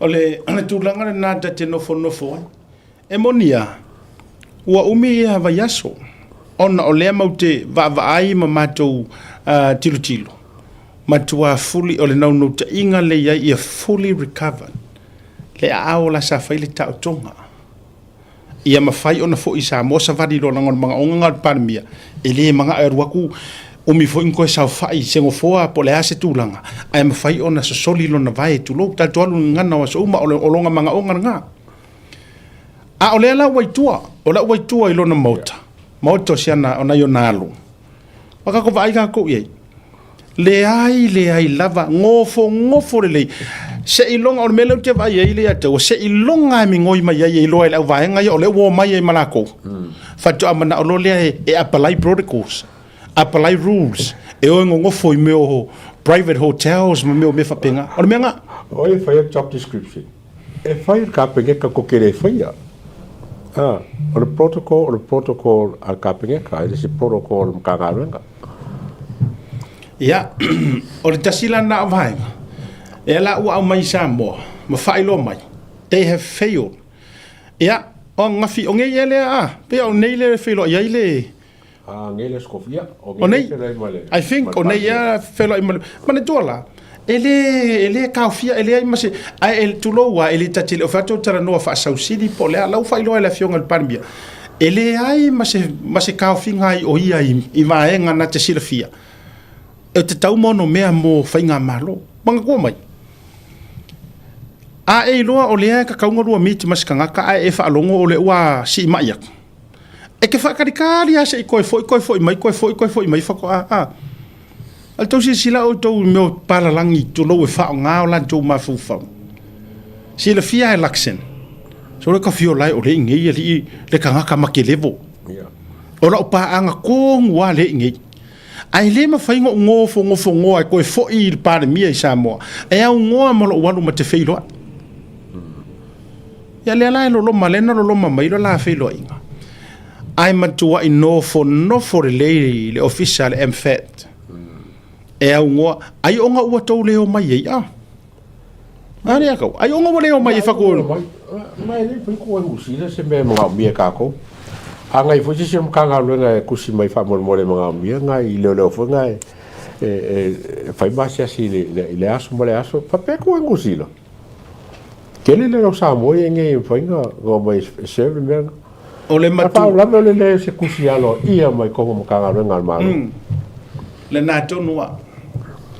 na tonua e o le mafuanga fo ile na fai ile nei matanga le nei ofisa ta o le vai fafo foreign affairs anga fai sesi mole vanga nga wako kairo fo ile e al mele ye tulo wa fafeta ya ona o tangata o lo tau o lo nga solo ma fetu le ni atu e fie feilo ai le fionga le palmia so le o ka ngaka e mama loto alo lofa tangata mama loto ele ai maskanga ka foi le la ku fa pe ka ula ku fa ku fa le le a foi te lo I've seen HRPP people going to visit him fa kai kele mongia e tangata na tapu ai le HRPP le te lo le na mo tala la o na wasi fa kai se o le loko nga ka ke fa ai mea a umma le paloka o le manguia lau vaenga fa fai ele ai se mea la sisi ai fu I lunga maroku inga masanga fai ai fia a fai o si la fia o ku ele tua le loto le lei ka ko woia ka ko woiasi ku se lingi le limor pale mia ioi a umangi vaenga ma mori se fa manguyanga ave ia se fa manguyanga o a vaenga ku ele ku lo loko le lei e asi ai de kan tamao le tunu oranga ma ya or ko inga mela le fa mo ku ya oko ya ai fa inga ri o le sa u kala ri ko ke ngofo ai o so mai le ko e o so mai ko angoso ai fa mai e o so mai foi le fa mai saka nga awangi fa ingi filo inga sedi se matua fa fia pule tele na tu inga ya tasile na va inga mata utia le watu la mai fo ile nei time he amata mea mata tonu o ofisa o ofisa mamtanga ruenga o lalo va ingale fionga le pani ula o maso yo mkanga ruenga palmia so ele se mkanga ruenga palmia le ula saudi o mkanga ruenga o leo maka mai leo a rifle pisasi a rifle bypass a rifle fellow CEO or palmia a rifle ia vai ngala na fa or fo tuanga si fai fa le yanga mea fai fa le yanga mea o le si vai nga o vai tori penda o le awa e fa mauni ari to tele le o mau mai tala le a fa ma vai le yama mai au la to terms mo to I love mai matanga ruenga le ia ve pa o wa so pisa mai fo ia ia ko ba mangi foi sa foscusia sa ka fa kare se fa se ka wa confirmation foi le ke wa le lau fa maungia sole fa ma vai o ma sole le pulenga longori eo alu umama alu uma ele fa pe o fa ma vai o ese fa ma vai mo ke me uma la ku kala ke e uma le ama ele to fi reapply pe fa po ole mo kwa fesili kwa fa lo fesili la vole ko nga me fa pengi ole o ese o mo pulenga le al pulenga le e fa mo ko ele ke le o me ye ka ke pisangi mele ya sam ora ko ye sa ye fa mo monga o faila o me poak ya la fo so la fo ye ken ka la ko ye sa ele camera mo le ma faila case ya pa u fo ba nga le o ba nga mangi sa mo ngi me le la ko fa yo mo ngi so le faila mali e ser ko mali ke lo la utala ai le sa no nga le ato o le matua to mali yes I understand pe fa pe to te e lau le mali to le kulanga foi le wa pe or karre ka faku if you don't wanna e ke de fianga lue foi le anga i le malo ko ke nga lue fa kasi malo matulanga ka fa ma vai e te ula ai e ya le matenga le tu ona me te lo le matenga le miskeli o le ai kuangi o ko me ai se ala ko ese umai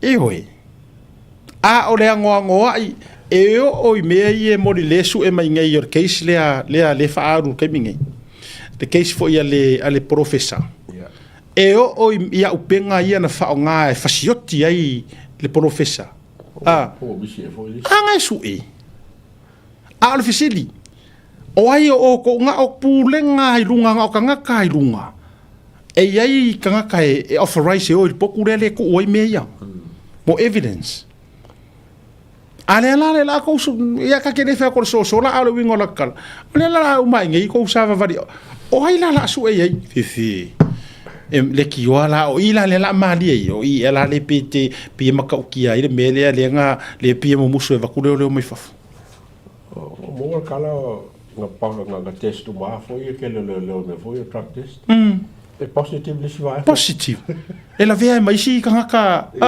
ela vea mai si kanga ka ma ki wala nga wa e mo ka ka va pe le fa lo ai e fa no pa su wala nga le stress le fa ye le test ai positive hey le ma sa no le positive ngis yes ai le fa lo inga ngo is a private wala o me fole mari fo ni ko ngam ia wakako pisa nge test ai le foi se kula fo ko fa sala wala nga leng sau ngoi kom singa yo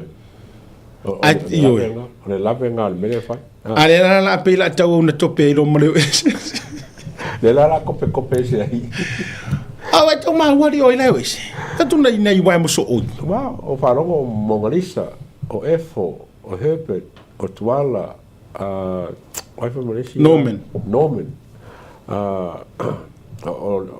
o ngora su i su pe ko pe ya ma ka le fango fa lo le nga para ba nga le komsinga de si ba nga para komsinga yes ale la or fasaren le la wa ki le la nga le ki le lisho ka e o komsinga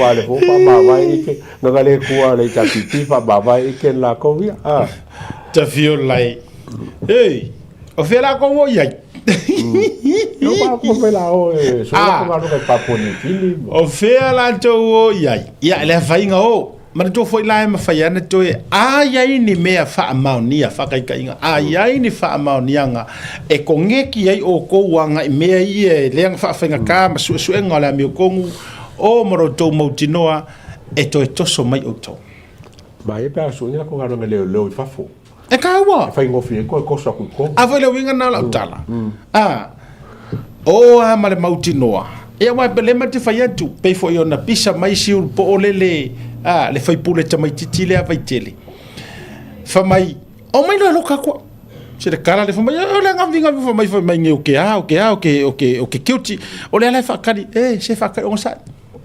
sa keisia se ka fa kulanga ye me ma ko fa nga malo on sa mai Ioi. E o ai lo taimi. E foi a Panimarama. Fai mai ale fai tau le story o Panimarama. Mai on sai lea mai nofo spend quality time ma seu to lua ma seu fanau. O tu alalo nana e vatu. Spend a leilo taimi, count every time, every hour, every second, every minute. Spend ave lau whangau o le paka, ave whaatawhawhau. Ma tūlanga whapena, nei te waru maua pāne mea mūse mea mauni mea. Ia, ona. Kon me mo ke kiloki e mo ka me foi mamala ba ka kani mo sulo ka ka umai popo ka pulo lo ko so e was ka mo yo lo ya ma ave ba sa ni sa poco so le ka be ba ala ba nga ya le ka le ka lo ia wa sau nei wa faonga ngi ro ia des vetu nei ia awala la wa ye ai ngolon eu te ro fo siona tausi ma fatu ai la o to fesidi ai bo ko fa ia wa ngi la wala e mo ka le ria pia wa ngi nga faia ku lava nga faia ku lava ai le ma fai wala wangi ia wata to waita to ye Mela vai le ana. O mai si o ri na fai mai isinga ia wa fa mai sorry o mai kamaro ri mongi ko fa paro kar ka sang fo le ia taua e vai me haru kar kala isor ia pasa mikia fa mai le sia wa ngana fa mai sorry mari o kamaro mo fe kawi ai va au mer kamaro fa mai ia o mo ko pole langa ko fer ka ko paro kar ka sang fo e si palo ka la como fa vai lei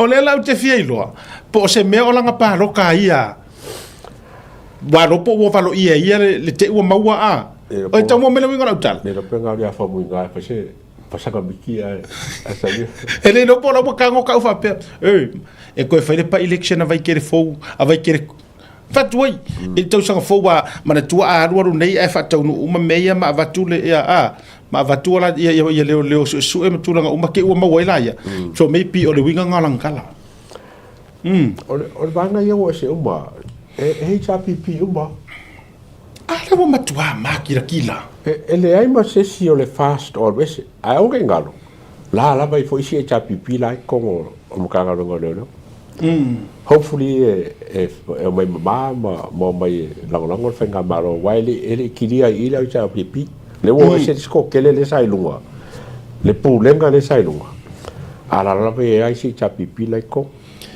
e lo la bola na jelu mo valo ia le I think la pa election ia te lo la na pa election wa ai wala ngona yo na tino wala talo na taimi I think all mafuanga na yo fa mai si o kamanga fa masol wala au marka maro di mongi wala ngai lo le mongi o a makua I feva ya o te ya mai lo le wala au marka maro ia ako fe lo ia e ko lo ko fa paro kar ko son fo ia wana nga tatele lo ia pe te o twa man to mai foi te ona va ve lo mai ya kalasa wa man to fe lo lotu no le o scenarios ia ka ke ka ngofia maybe I will confidence pe te o musu ia fa masingo le ungor ila wa kanonga fa sam tatu ni me oni tanong fa sam no foi nai e ba ona automatic nga ia ai mana to mai foi o ne ngalo le mutai la lo isi ka como ka o bola ia le Supreme Court ia o maybe o yeise si vai nga ke le o nga ka pule wale nga le fo nga ku ia le assassination ia nga ia le ropo te iwa wala nga afa nga ku inga I maro wa me ku inga ya o ia me ia maybe o le ai e ka fa wa wangi nga me who knows o scenarios ia ka o scenarios ka ke no ale ka ke possibilities o ke no me afia ka so ia o maybe o la utau valo ia se me ona tupu ia ia nga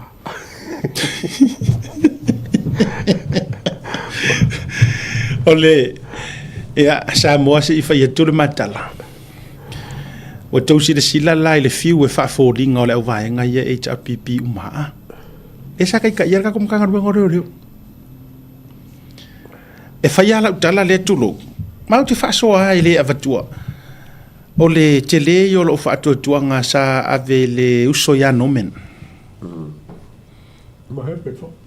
Ia. Te le o le whaatuatuanga sa iai. Lai sila fia le e nomen. La utala le whaiatu. E le sila fia e ko olua nomen. E le sila fia ngai alanga makere i kalangoa me umana. Na o nomena o au. Ma le atua. Mori mau ai foi ta ia leno ta o mo ta o fosi o foi fe auma. Ai ka ule mori mau ai foi la o fe auma kuranga uma. Le nga aka ko worso e ngole mi ko ka krasa o arka nga kaya. Ka krasa o arka. Ioi. Ai o la nga ki sirafia le lei ma kala nga fai. Ma fa maro si au ma mea nga ia iloa. O mea sa ia iloa.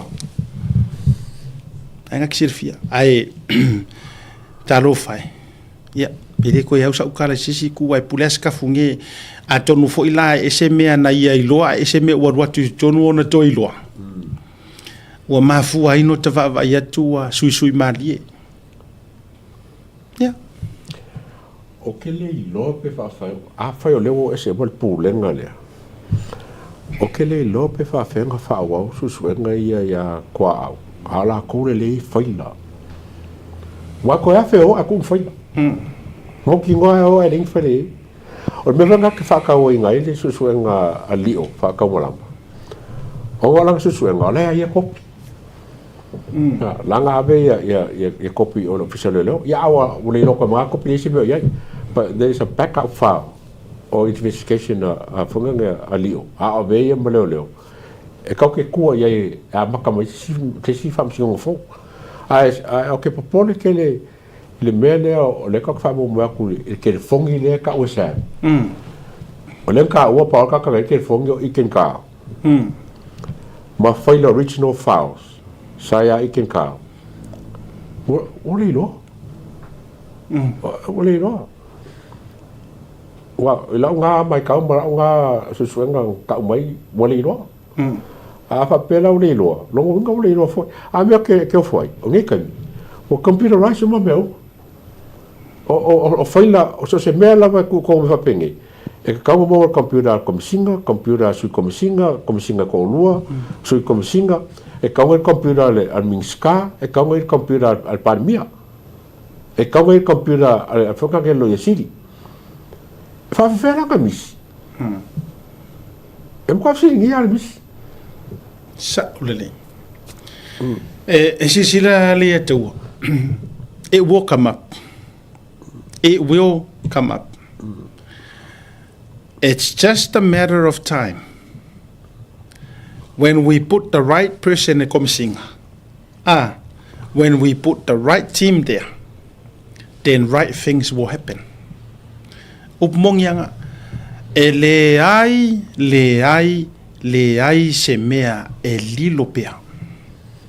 Ilalo. Pea orkala soromonga. Wa oilo ngei. Ele aia se mea. E ku mau ilalo le la mare masinga. Ai wanga ole akua. O le ale winga o le whamatalanga. Awa tātou te papole Samoa. Mana tua fo le tātou alanga. Ia au mai ka ngaka sa o i kokong. O kaku alanga nga. Au mai le tangata sa o e whaaptaitai o le tunu. Au mai le sunga le la au le mali e toa o le maku alanga nga whayak. When we have the right leader, we will have the right outcomes and results. Ai e mo miar kaimi. E mo miar kaimi melea maruru aku le pule limongi e afi. Ongo sai mai. Ongo sai mai e peia or ko ko penga or prokeki mar vaku kai kai o ko. Il fongo le ngafai. O le ali tali na tali e tuai le minista tina mata mai tai mar miliona ia moi fa wo Julius. Ongo sai mai. Ongo sai au mai pea se fa au fuanga fa vai. Po fainga fa vai ale fainga malo ai kiki kele ko longo vai ma le wala mo ko oi la ngene mo ta ko pe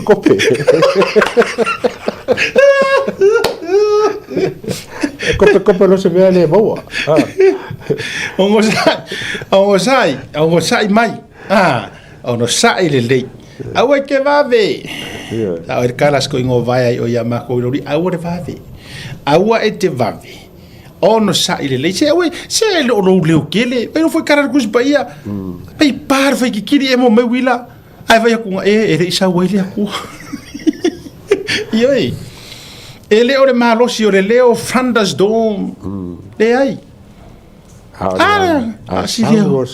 ai sau fa mai ui o si leo ki a mar fa kauva ai sau ai mai yoi a ore mele ke kau faia se ele ore leo a fa nga mai lo o leva nga e fai pule ngai mingiska o fesidi ngai mingiska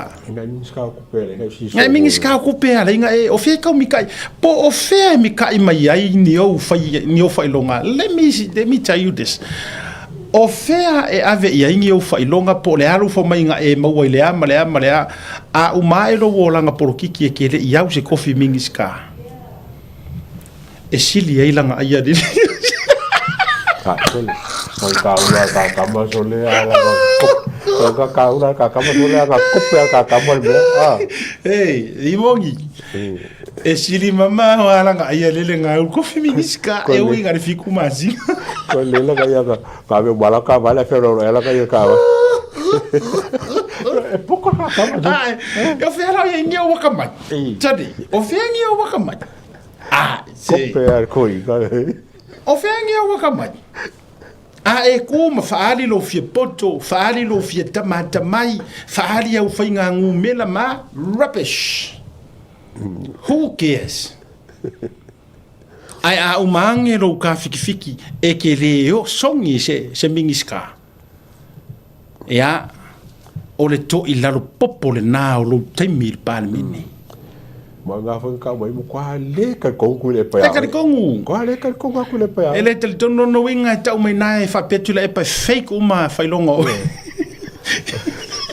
longa lo sai le mu ka fi ku le pa tu use ke la kuma use ke ka e ke fiu ka impressa kur ko inga ka u pa mer ko inga malai va dele olha vai ser o vai dele vai por em cima vai e te fiu que kau ia e siri e toti e siri e Dr. Pizza vai e siri fa afia ia nga ka mai langa ia e se nga mingi skala nga ia e aka mai aku mo ia oi ai se a mingi ska mo la ko bai ko mingi ska kanga ka mai nga mingi ska ka fiku masinga e aka mamai me fa ba lo so le la ngi ka ku le vai ka ko fa ko me ho le la ngi ka ku le le leva ngala wo mo fe fo ai mo ko ia li mo ngale fa nga me vale ai le fa mingi ska lenga fo e mantua e fa ngar ko inga o e se senga ya Godfather e fa ngar ko inga ai le fa ko inga ko inga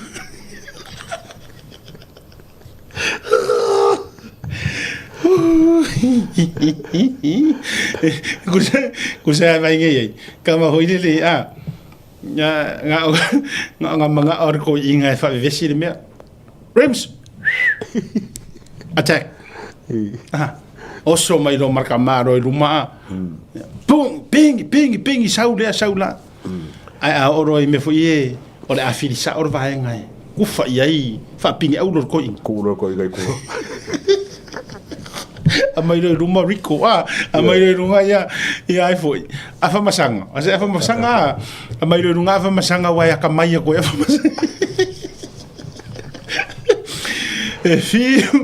e fia kamare o kele nga fa mingi skava masanga poko ya au masa ke foi se ori fo ko ba ringa wa abi de ku le pese be fa mai se vili lo ka bolimo ilo ka bolimo ai aka ka mo si oedi ai aga fa pela sa mo ka ka ko e feo lolo foi fa ngari mo ngi foi ngalga Waya ku steresa. Imo sia mai ka steresa ra kama. Sia me ka fa vai. Asi. Pei o ngai whakakau mai steresa ra kama. Mai fia kama ma fa kangi vani. Kangi vani. O vaku. Ia. Se o winga yo la kama ili kai kango ka mai ili kai kango. Ako ngua fa ngi la kala le on kango re ka mai ro ngua. Ango me ili kai fa aro ha me se o so ili kai ya. Lango o se o so. Ia tolonga tawa. Tolonga tawa soalo. Sioeli. O se o so ele masangi mero le rusao. Kama ke step le kama langor kama vai. E always halai kamira kama ili kai ya. Iyo. Ya, e no kaka pai nga boya no kam. Oh, kule. Ya, ase de kire kar kong. Nanga kasida kama kule pa. Ne ai, nga fa fa nga kule pa. Eh? Ya wa no ne kule pa. Pa no kaka e saulo kong mga ono e fika kai ku pa. Oh, siwe. Papel mo lang ang lawa ko na butang daw. Ai, kire mafuanga. Irma orongan mafu mafuanga ro fika kai. Mafuanga orongan ngane mga ku depa. Lengi fa ironga. Lengi fa iro. Tangor paki dia. Tau langa ke lo or paki dia. Or paki e o ikanga kai mafufunga e yo la ko mafufu fa ironga. E wa ngoinga la mangkola asao la ye ko nguse uso. Ia fa pero ko lepa. Ole a ko drop i ia credits mo lunga le chapipi. Wo ko masaro bia ki mo ko so len kako fa ai ngai ma fo ko ma sio. Nengo si fo ko fa ka fo ko. O ya ka mo ka kai paki. Ai mo la ka ko mo fa fo fa mo sio so le. Ila fa ya fo ki ya fo ko ka ya fa fea. Opa, foi. O que pisa. Foi. Foi só. Se não tem nada. Só que não acabou a roupa. Me deu. Ese malata mafuanga, aula yang ofapia. Ofapia uya barko inga ki kiro ko ofapia. Wa failonga tamalea. So titira tu. Toronga taua sueli fasalalau. Ai, fai o kofinga li kule, pe fa fenga fai. Pa fai o kofinga wao. Kelo, que mi que vai ku que kofinga ka poko lau kapeka. Tasile vai nga fatawa mlaulunga ilunga vai nga fai re chapipi. Oh, tulanga ia e tilo ai male to nei rtita ia ila to mautenga lulue la walunga fa ilonga I tulanga o suititasi pita ia ila uva ai le tangata veve ma soso ave ia ila ufa momua Ala ba ai e ke ka ko la ko ya pe la fia me ya pe yo fonkoi pe yo le fio fo ya misa pe yo ka ya kama Michael ai e ke kofi wa nga sole ale bave yo sole lo kanga ka kambanga ake alwa la le banga le ke ka ngo mo ya le ale ko ke le lo ka pengeka e ke nga ko ke lo ka peka ke la fonga ba ninga i ba nga ai pe po yo ka ke ba pe ke pe ka mai wa ka fe hi ka le mafuanga siedi foi la ngole le fer siedi o le mafuanga le wolunga ia tau ona tofi ya minista mai nai faipul fo ona ele iloloto tele lo lato malama ele ono nga luenga dale la me o e mo fai la ngo lang fa por kiki onga o vanga la le ye fieme o frotoe ma lauli ma vainga le o mala malama le ele ila ni mengole io ele ya ni mengole ma to fo e fatu salava menei shoeli le meo passi io ai loa fo le ave passi o tangata tele ma tongi pasese ma e pe fapito mai luma ia ai lo fo ia e au te fua ma au falulu ia como nga ku kurkedi bido fa pena se ngona il kan mi fa campaign ali la so ai ke ngo kinga inga e fa kargo ma kan fa ka pe pelo fo ka ke va sa kinga kargo fo ia fa kargo ma que era oficina eu que fazia a oficina para o que eu vou para cá América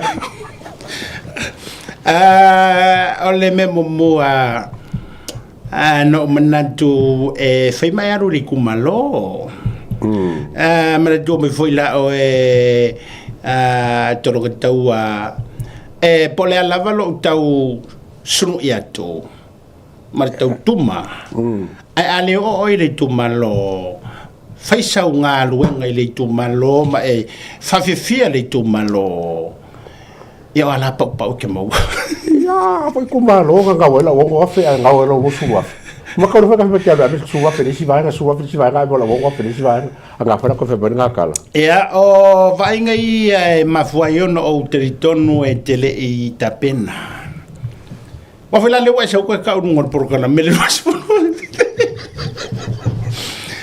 ai ia manatu tata pena mai mo teu sanga fo tapena mai mo teu sanga fo ia a tonu e o atula o ale to fialu si fafafine fo ilea ia ona mo ile lo no vai sa mai ke ku lepa o ke o minska pa ku i dispain la sa vai o ke o minska ole sa fa ile ye o ofu ja o ofu e te ono mini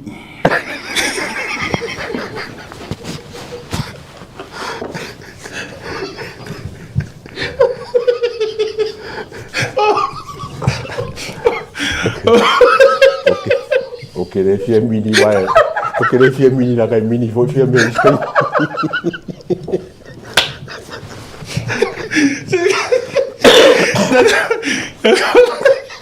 Tajatul marolonga bisa ale oro wakaka ka marolonga si tatu afia tatu sponsors te fa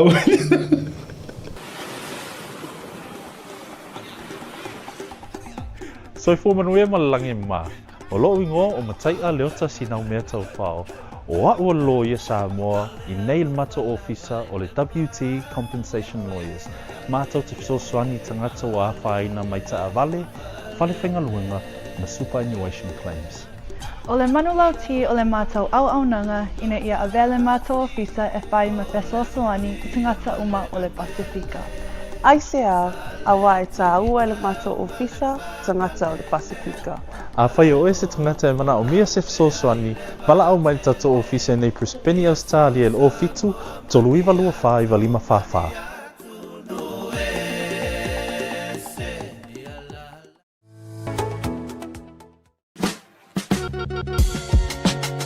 There is no better way to support the 685 than to buy locally sourced goods.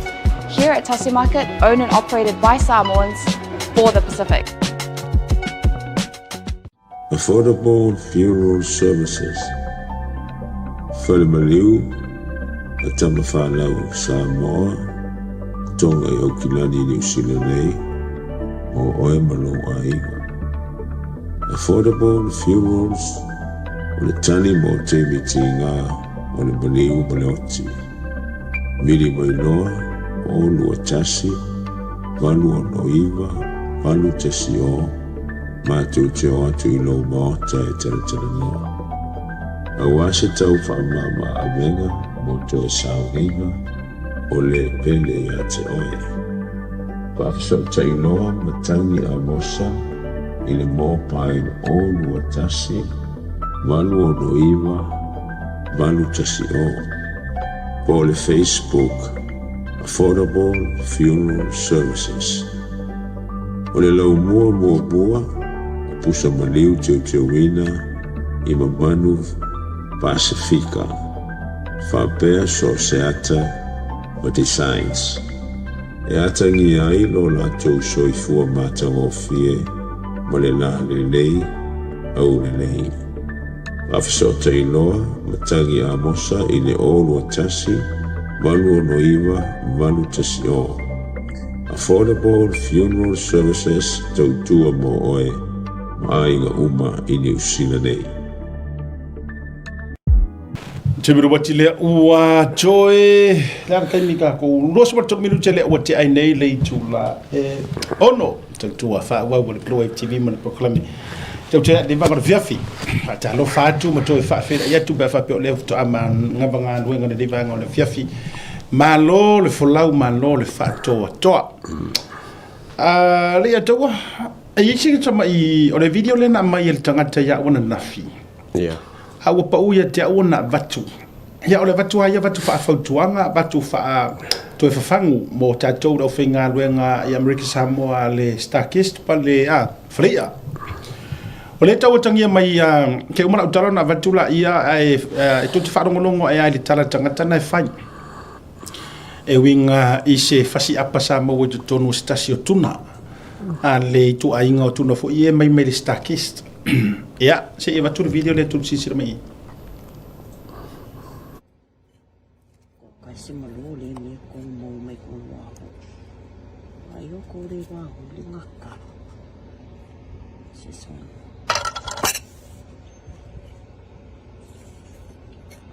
Ale apan niya. Ang apan niya.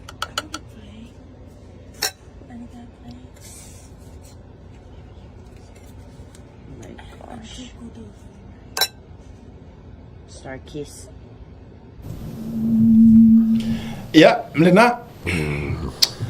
E ye me ta o era. You know those me le fofoi. Genuine ata vai tu vai ngale. Ole tu lo ola fa tenga mua e le ongi lango ingi seki tu lo pili mo o me fa penga. Me fo ye e sa o tu ono le tu langa le upu.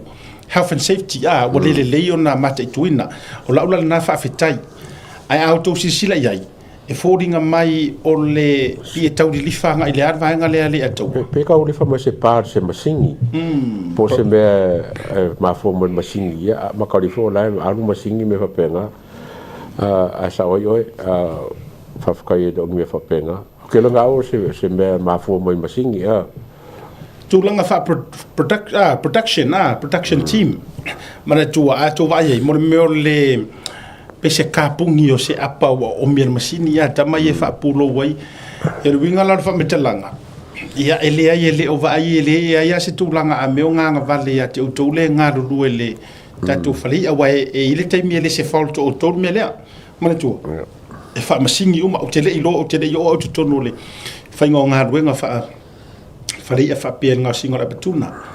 But e tau atangia mai o se tūlanga fo ile le whapea nā. Mor whare le aki o le awawanga. E le whapea se mea fo ile o whaikio i ngai le kampangi mor whare le aki o le. Yes. E sira silane ma mata i tūtūlanga whapea nā. Ia, mo le saunga le mū ma le ingoa ma le apahulinga o le tūlanga o le ingoa tau le lei o le kampani. Wau ke whakula o ka laso le aka mauar ka marea skakisi e peo le aunor ka malea o le tuna lea na watu hafa pena li tatou wa vaenga fo le production line fo ile le ngā le skakisi tautua ngā mautou na lana wa watu i lunga whaeloa whalau e tele to e ti mata o penga ile le tautua overall mo le tulta wha maloma whaftai kasingi ka ngakari makua i number 1 le tauta ia lau fai ngā ruenga ale askakisi ma le waure koe ven kema le we ole maga i fon mele wa langa ole ke vai le pi fa vai o mengi ka foi ngala wa ku o sa mo fai fa la velavi wa mai me ko i pusa fonga pe ya ka mai pusa piso po fonga wala ngala fo mo sa mo pe se fo la pusa mo ya ma ga ya me ya pa pe le nga ka ngala u ya Amerika la fo sa mo fa ino ma liu fa po ponga me fa penga e faila la tala wa sa no tonu a man to fo si swinga inga swima ya te mo HRPP le pusa pi supo le fa tu ai ole winga ole fa metalanga o le ala ka wa nga ko e maua e ka ko pusa pi supo ngare kausa ole pusa pi supo ko ai mongi ala kala tu sai mana ya ai ole a ko e alo le kawo a pa man corpus pi supo le wel termina ina fia na le lua ia o me ba ki musi ia ngale lua ia pi supo fo ia korponga le to tonu male a ai al mele wo ia ia la rua ku sanga nga ku fo ilalo le numero ma le la po al pusa ina fa fa ngofia le ato mo le kau la ku se fa kau ma pusa ko ya le la ko e fa fo ya la to e fa tu ia o se me le fore wala ngale ka ko ato sa mo ko ia mangi pa fa ska ko so ka nga fo le nga ka fi pi so por va ku musila va ku le wa hu ko ku le fa ka fa la ve le nga e ka ye ku pe sa mo ya ori tūlanga la na fo ile mana ia e se menga le ko fia ia me fa la ve aka fa longo la ia o Amerika na ko kuila ia va foi la saun me pusa ia le wahu ia se fo no e ko pusa ia ai fa tai fo i tūlanga sio tato o no to fa talo fa to fa nga malanga na le ine ya tato ya le fio ngai le senitoa malolo fo i wala wo retire fio ngai fonti ta fa au fata ya mala to malanga sunga malo ya leone mo fa seta mi se fo ya o le sunga Richard fa mo namar fa tua ya noa ia ma uto uma se usia vasa mare au malanga mala ukama maka ukia o saka ka mai kira maka ngi malanga mai malanga le ua tamore ole moto fianga ia mare to tele ole au malanga le la vai ta fa ini ia enjoy le mata ngo fo yo se tato watu no nei ia te ro ole si tūlanga le atua ele nei fiafi o le mata upule le tatou le ofu le te ofu ina tunga le ofu atua le kako visa free visa le wa vatulunga le tatou barcode le ngalo kango scan take lo oe anga ile page lea e tatau ro ona tatou e te resitalai ia fa mole le sitala so sitangata ya o ikanga ka isia ku so sesia e o foi tamiti la hiti te tango restala tatu tu fatasi mole justice mole pacific o ka o i o mele o nga ele le si vai nga ko ko mele ka ko mo me free visa wala nga ka o kele le ka fa ye ka wa nga fo ai i ko ko mele ma ka ria ka ko ta fo ngai asiaka o se abongo le leile ma wai visa ka ka mai ko to mai e suela ko ngalo ngi wa e fen kan bele o sa mai sa mo o kusi mai sa mo so ko ngalo ele ku kusal sa so ko ngalo ka mar sa wor ka kala ko fa fe ngai mar fa ngalo e ma ko la sa o ko ma singa fen ko ale mo fa ko extend o ma singa ai e su e mo wala la ngalo nga a me sa la ko yo o mo le ko ya le ka fo nga ai fa ku manga ku fo ya dai mangisi fo ka ko kam fa nga o ko ngol fa nga maro musila mo ka kau o fa ese visa la ko le ye e sa le quota ia o mai le mai lo ma singa mai so nga lo pe mai le pa ma singa so nga lo ale mo lo fa le nga quota ai ku ye le ngol pa ma singa mai so nga lo e lo le mena o le mo le quota o mai nga o ko ke ka ka ele fa nga o mai ala nga ngamongu se mo ka fo ka ko sila sa mo ia mo fo ko nga inga e fa nge mo sila inga ia ese for category o visa la ko mo mo se e lua la vaenga mana nai ai fa popo vaenga le e sa no le te mo mo o fenga le ya lona lua o le manga ye fo ole available o farfainga ruenga fatete inga wa te tauloa o te leilo na watu o mama natu ai ta o tu po se vaenga so so ngel malo po se vaenga kau ke ungangi mai yang usila ngai fai do bingo la tafa metalanga e te tauloa na yai fatete inga o pisingisi wa ise lisi o pisingisi kampangi ngai e avatu fatasi malo de sei e ke fili mai ai e ke karosanga ai se pepa fai ngalu wenga lenga yatea o te lenga nga vale mo ma fai atu fo istala e tu sai o nanga au fo ngi fa pe mai ngisi o ma ka mo fai a o pu moni lo te tonga ele ka ka nga e ko ngi spe fai ngalu le ka ele ka ka ke lenga ngau ka ma oisi ka ele fa ka wa pe fai ngalu mo ngi ara pu le fai atu ele fa taua o le ala le wingo la o fa matalanga ai ele fa pe ele a fia fu matangi po ai kampangi ngai lau ke faia makokongi ele o a fia o kur makala ai pai right ai and likoli ele ka kaunga e fa ka winga nganga o faia lenga o lenga mako ko va ko pe fenga ruenga 3 years ago ilalo re o nanga le ainga energy foi le pamu pensing er set le pu le sunga fa fenga ya telefo tuala Larry e o lalo ai inga la ngo so upu ai o ingo mala mai fu ngai kse fia e illegal e against le kula fongo le fa kaus pe fenga so kula fongo so di kula fongo ai e tate mala fo ile ya taua ile mafua anga e ala yo na fitango fisi tangata ma fai va nga fa pe wa fo yo le ku e ile skanga kanga o nga sawa o ma le funga ruenga o lo ka o mau vai anu lo sola lo so e ila menga fa yisi kampangi ma fa pay for lo kampangi nga ya elisla laenga mau singa kupenga kulo o ma fa nga lenga fa penga iska ngaka but ilalo le tu la fono e fa sa e iliku o nga fa ka wa ku se pepa fa nga ruenga ai o le mana ya la le si fa nga le mana ya pe ang fa pe o le fa ka nga le wo saula ku si foi le wo ka o ma malo alai attachment yai fapia see attachment below the list of all the companies ba mangkualang o lewa accredited you have to be accredited in immigration in order ma fai yai company mana tua mai foi le siva nga le ele o company uma e ma fai ngala ko fai ng pe fai ngaruenga ngai lalo ole kula fongo le wa yai wa sui kula fongo e manga o le fai nga kusa e yai company e o e lai senge sa o e la tu te lista sawa por kalame le ale immigrations were already e mo token numbers me fa penga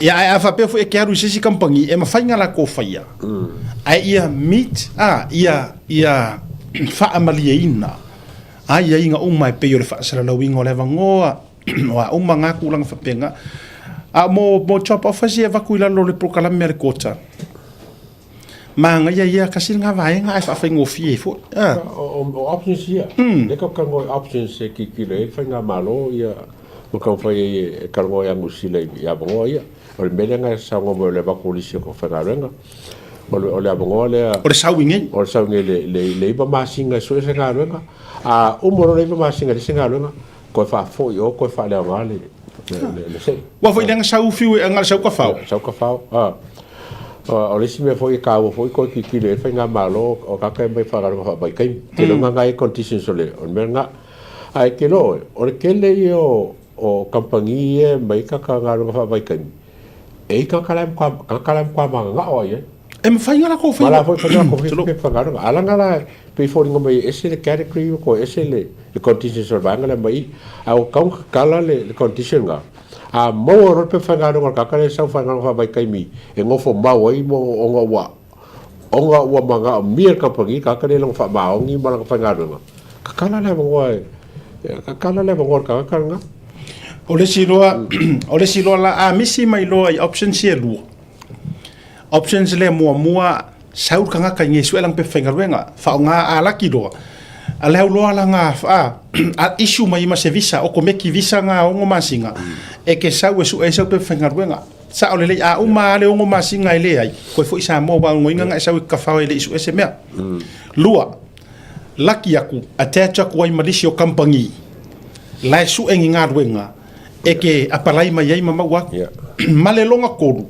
which is ya ke au ole option mangai ya le ai mo mia fo i de ka ko ia i se fisosonginga nga e laki ya e ngofu mauro nga e saua ya le su elau manga yanga ia ke au la options ngai kodu ai ole mangai ya yor kamale longa kodu nga e laki ya fango fo mauro e maro wa ko songa wa o nga pe wa approve nga e saua i lo ai awalangi e entaito ngi pengifiki ai mo mele atawa se ivanga nga fa maungia nga e fai nga ruenga full time se vanga wo conditions fo nga le wa ke sau ko se ke sau mo mankua e kawanga ye se me se support fo ile mo oi ai awangi fa pe ku maua ya lo ngofo se pengifiki ngo mo lo walo ke fenga ruenga ai te tauna sau mai se support fo ile fa pe provider ku ro ai nga ki ngofo ai me uma fa pengi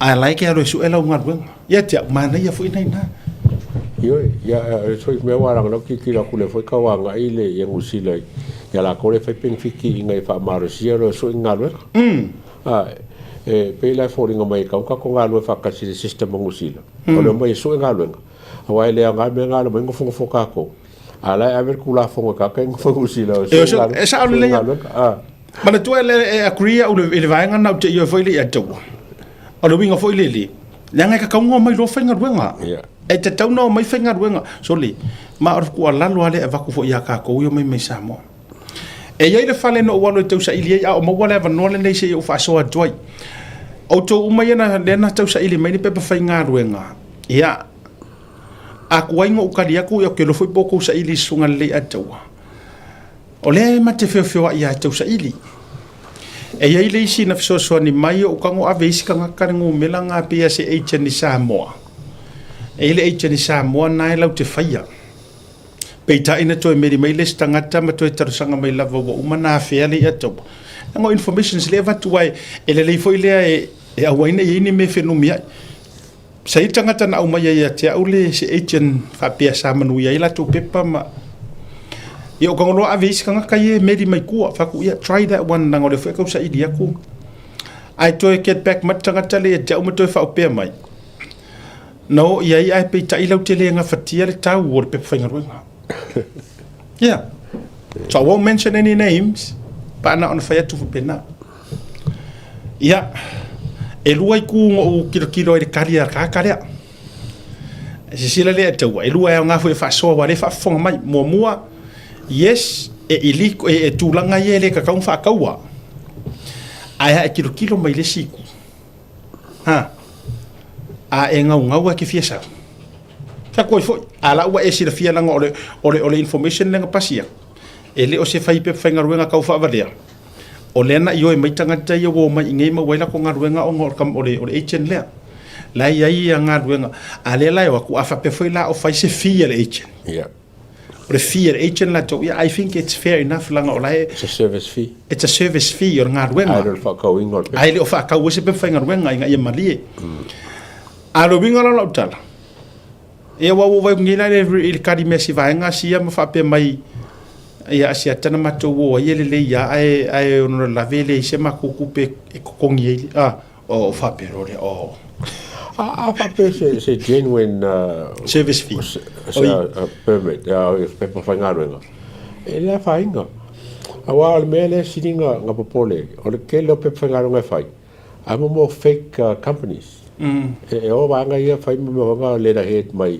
email printers me pena mai fa me ya su ko mbakauria o le system ngi a fa mo mo pe fa ngaro nga e o le la pa immigration e sia ki company yes le address la ko mai mo sia ki company ma vai post company moi ma vai post company paying la ko tax a wakula ai le company o nga le ke nga reject mai e si pe fa ngaro no winga ele angala lo walu ko kongi se ko pekele ile agent a va ko pe fa ngaro nga company ele doesn't exist e sa oila la auto fa valia ai foi matanga tala sa ola tunga wenga alo winga ola tala na ona to le mau a fa pe o le sawingi usila e kausa ili se manguia whatever it takes ala genuine Yeah. o la utu alalo totongi le service fee totongi la onanga na tangata la ngai le fai ngofia fa kumungo o mea ile mafainga e fai ale o fai umai lato ya fa pe o to inga tu langa le e tau te mana o mo fi le mu e o fone o tatu se tia yes e le fa ka o se pe fai ngaruenga sao disco e ka funga fa ngaru ka ko ma fu fa fa ma fu ka ngakala ki nga inga e ka fai nga ruenga mu o e mai si vai fa na ona o mai leo la utala e nei company no walu ye le atu o tasine o company sa o le lato mausa lea o le so soangi ma fai pe fai ngaruenga o kere ka ua ko la to monia e o tara ai mato fa so male masiungali ke ronga fa ngonga le anga o le to avea ini pe finga ruenga le usamo o ave il ko io o ave il ko na ona foi o te o mai tau le lepo se mafuanga o le tulanga wasioki kula finga ruenga or something some reason ai o ai le ainga le ngo mai ele o kanga karea a kanga ainga nga sa ngo foi o ai ave o kula fongo si vaenga sia tua ngalo a to tasine vaenga fa tu foi e mali e mata upule ai o a ule si kanga ka ke lo foi le ke sa foi mai pe te su mai le to wa e lai foi ngi ko inga me fa penga o le fa mole ia ma le nganga fa mole ma le saur kala o kai ka ilo fo ire se kia o ka me kia lusi le ia konga ioi ta ilo fo ire se kia ma le mamulu le ia konga fa pe nga loko ma nganga o isi e fai mai ai ina o tala mai si unga li le a tele te lo le fa fonga mai fo itanga tai na tele na mai pe fenga ruenga as company le o manuia ai na to e o le si aula na aveli fa msinonga na umar ke isma lo e kampangi la sa o ala to ta puni lo ina mar feito ar kampangi ro ngari samo asi sila lai le ngor mele na sau ai to eleanga mea e ko eleanga ku lo wa ele fa pe o me uma ai to eleanga fo ka ko wingi ai nga ye o mai kanga kango fo oi e se tangata na su e pe pa fainga ruenga e se kanga le lei ai nga o mai a se ngofo i lako ai nga le o mai ngofo i lo o ka o si kaili la ko pe o si kaili kanga ki nga ai nga o su e pe fainga ruenga ia ma fai e matu ai nga tala vo i nga ka misi ma se kura se kasi pe ka misi mai se ama se ava ile le fainga ale oi ave le o ave le leipa o o le Employment Act ma me uma fa penga ma le o ka fiole ya o le au ki kausu eso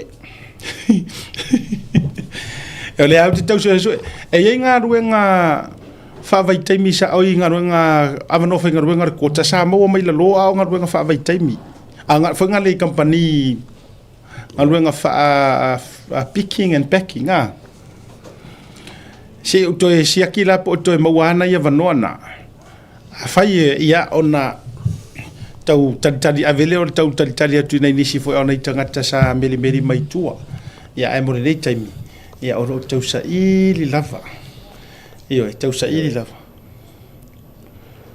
mai mo kua fa pe maklope fenga po fe am bal company alu ia fai lo service ma fai nga ia a lor kur company lo a sa unio ki lagi ho fo fa to ko ka se mo val mer ye o isinga me le fi we ke lo liskanga des company ngai lo or company Hastings fiu de company fa akadi merkan ka de won fo ngai ya wa fiu fa akadi me won fo ngai we ya do lo chef pe fenga bunga nga e mo sa mo fo ma tasina va nga fili le na to nga me ia afatu nei la tala nei tato wo i me mama tatele masani fatita inga le atawa tatele masani o ele te ia wa veal nei por kalame me uma wa kanga ka uma le o mai ia or kala e umolonga saule ai o inga saulo markala le misit por kalame yes I know e o foi kanga ka le fia ia ma o ele misit por kalame alo winga lo dito foi atu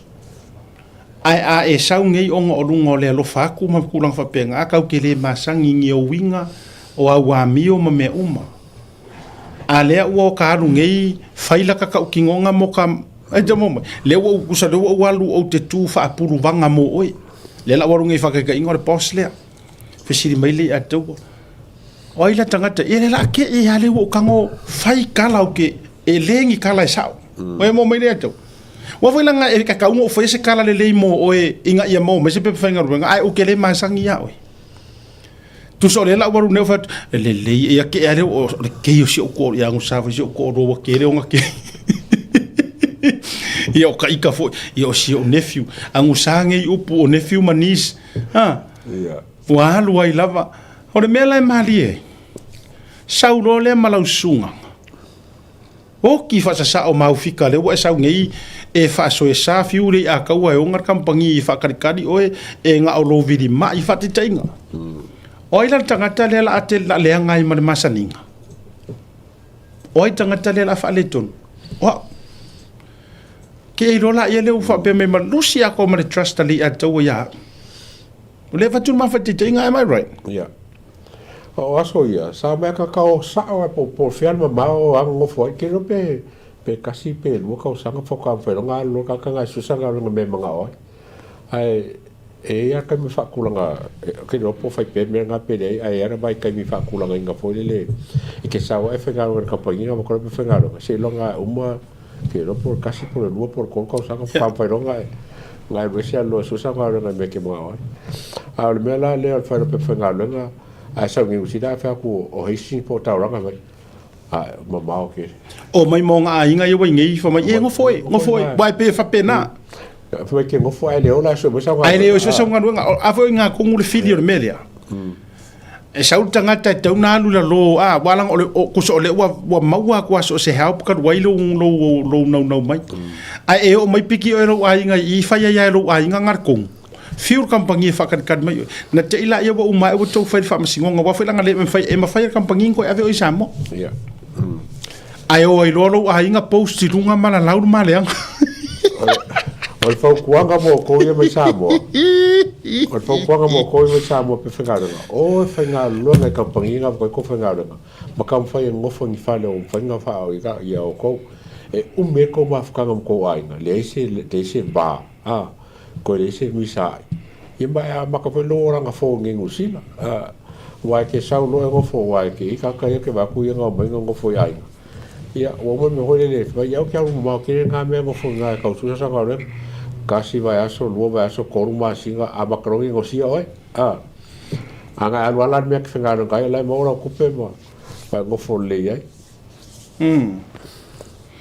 ia le na to no le te fa ya tu na uma elo o te vai tu fa mau lalo pe mo I ngar mana Angelina Lila Sangala a moni lau sau no anga nai mo wana ia vano e Wellington I nai le fale povi a tulanga kilini ma tulanga fa pena ia PM mai pe fa maoni ai vise so fa fonga mai lunga tatu le uma ngani atu sa tele o to wanga le o fo I mema te tarsanga toi mo le atu no tau te anga le mai lava mori fa malo mo fa te tele pe fo sto ina o ai sele na mori lana kalone tau mafutanga me ai mala na tupe tara tuana na fila u tau nu fa te yatu pe fo si fa na ulea le na ave fa nga o yalla I tonga ia le fo wa maua ia nai sa Maria nga le fo la u mato e ai o yatu ai o vanoa ia e nga mo I la tau lo tele o tato por kalame fa mo molea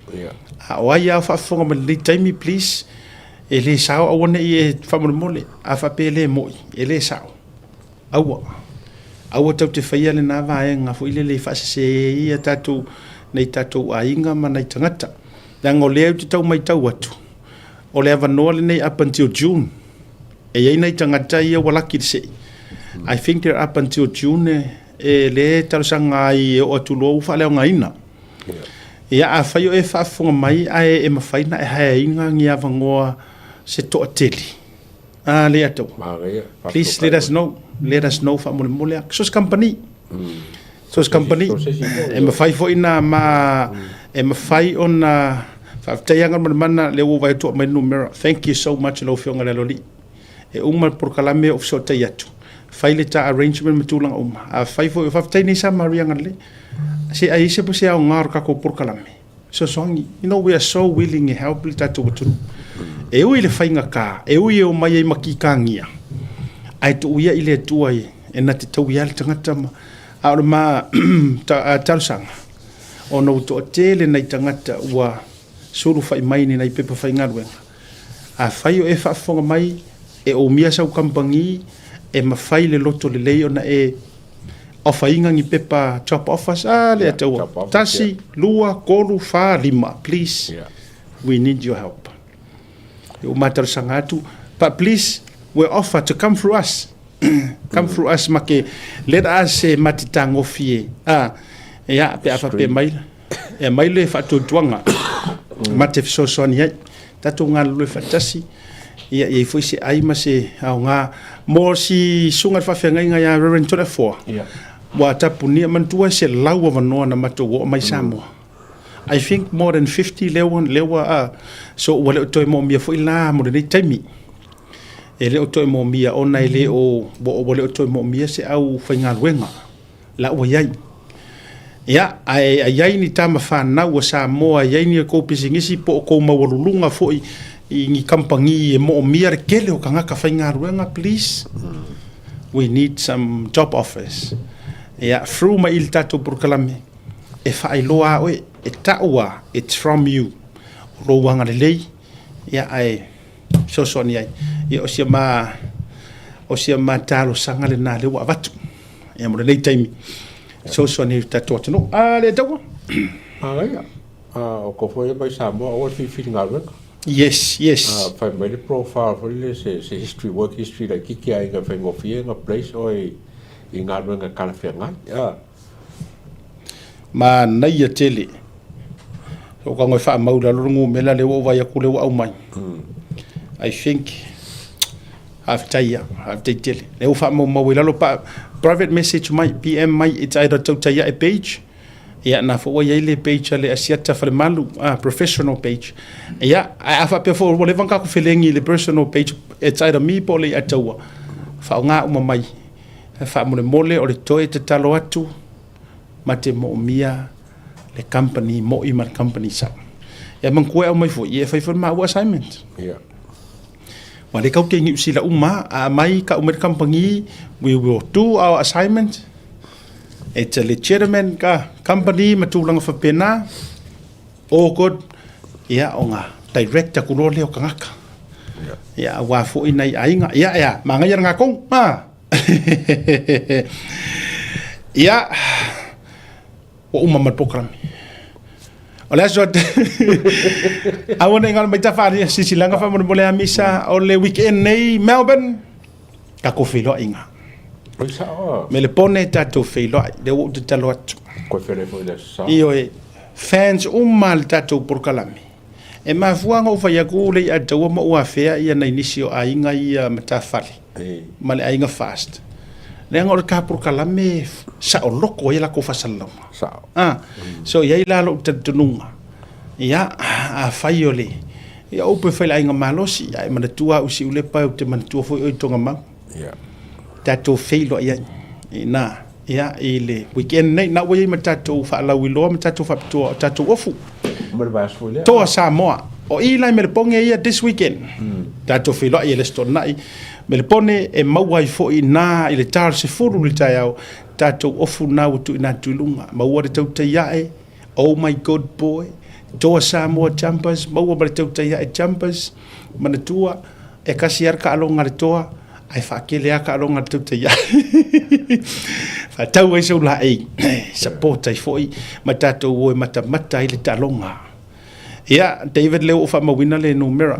Ai ole vai so fo ia o sini tato filo i sini singi o ko poli ka ke filo ai ka ko inga tato malai masani ia e masani ai tato fianga tato we vai fo ina fa fite tele tato tvik sponsor inga o tato fa moi ia e mai se fo yo na tato wa uso lango sua ina fo i sini ia le Pacific Finance mai se foi o le Pacific Freight to fine foi ia pomate mai se foi le sionali ia Alex ia ina sini matato felo ia foi ku foi ka ko food truck ia kamo Mr. Falai soli ko le lia ole makua kuka makaukia ho nei sai ngala ka ma ko yikia au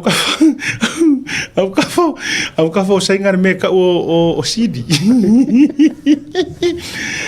o le tama o le vana kuka le vatele nei ni psila ile lo fo e sila fia to tele la Joe Hastings ia we leva fo e ta ia le fa pe fo ina amata New Zealand o le tama ia kuka lo no langa mai Samoa ai fa tele tu ila na taleni manu ia ilo na ainga o taleni le ma le mea lofa ia ua ia fafanga o mai le atu nu a toma le atu laula ua travel e fo ka malo i langkari ke poa so le mai fe ke poa moa e ala le whainga ngai ko inga o le moa nga fe fa papa kiu oh my god ko e ala le size 2 fo ga chop ko ko mane e foi la ku kangor palulu e ku karga nga ka le e fo amo ai sole ya kamoga fo amo era white page for you ia kukusa ai vai le ole matua matautia tatou feilo ia i le weekend le nei ia kaya ole aso taiao ole tau le lua tatou proklame lua kaya lua musila taiao fatalanoa ia le fionga le li faipule a ole minister revenue tupe maua ia asio tatou watino i Samoa ia le fionga ia te o matavui le fionga ia paunga tala le lei paunga ala maua tatou fatalanoa ile ta o le lua i le awa uli a tai au manatua setlau alam ke ue whakari o tau tai el wha le la move mai luma ta o le lua tatou i al tatou tau tai e le asoa tai au kaula ia Amerika kau i lima Amerika o le aso fo i tai au o le awhiwhio mai ai lunga o le Zoom le tatou committee le committee fau la ua iai o le sisi ngā fua i Victorville e a fio mai ai fo i la so ta mai ata to fatar no ku anga na so kaya le anga maka u kier ka pe nganga la ka pe nga singa fu a Victorville ele lalo lato breast tene fo tai fo no fo ma de committee fa foi ya mesi mo lango le ko sanga ka fara le algo le me so ta ya lana ya tato felo ya u tato le tu la fitu a siata balei atawa ma fa to fatu soifua ma ia manuia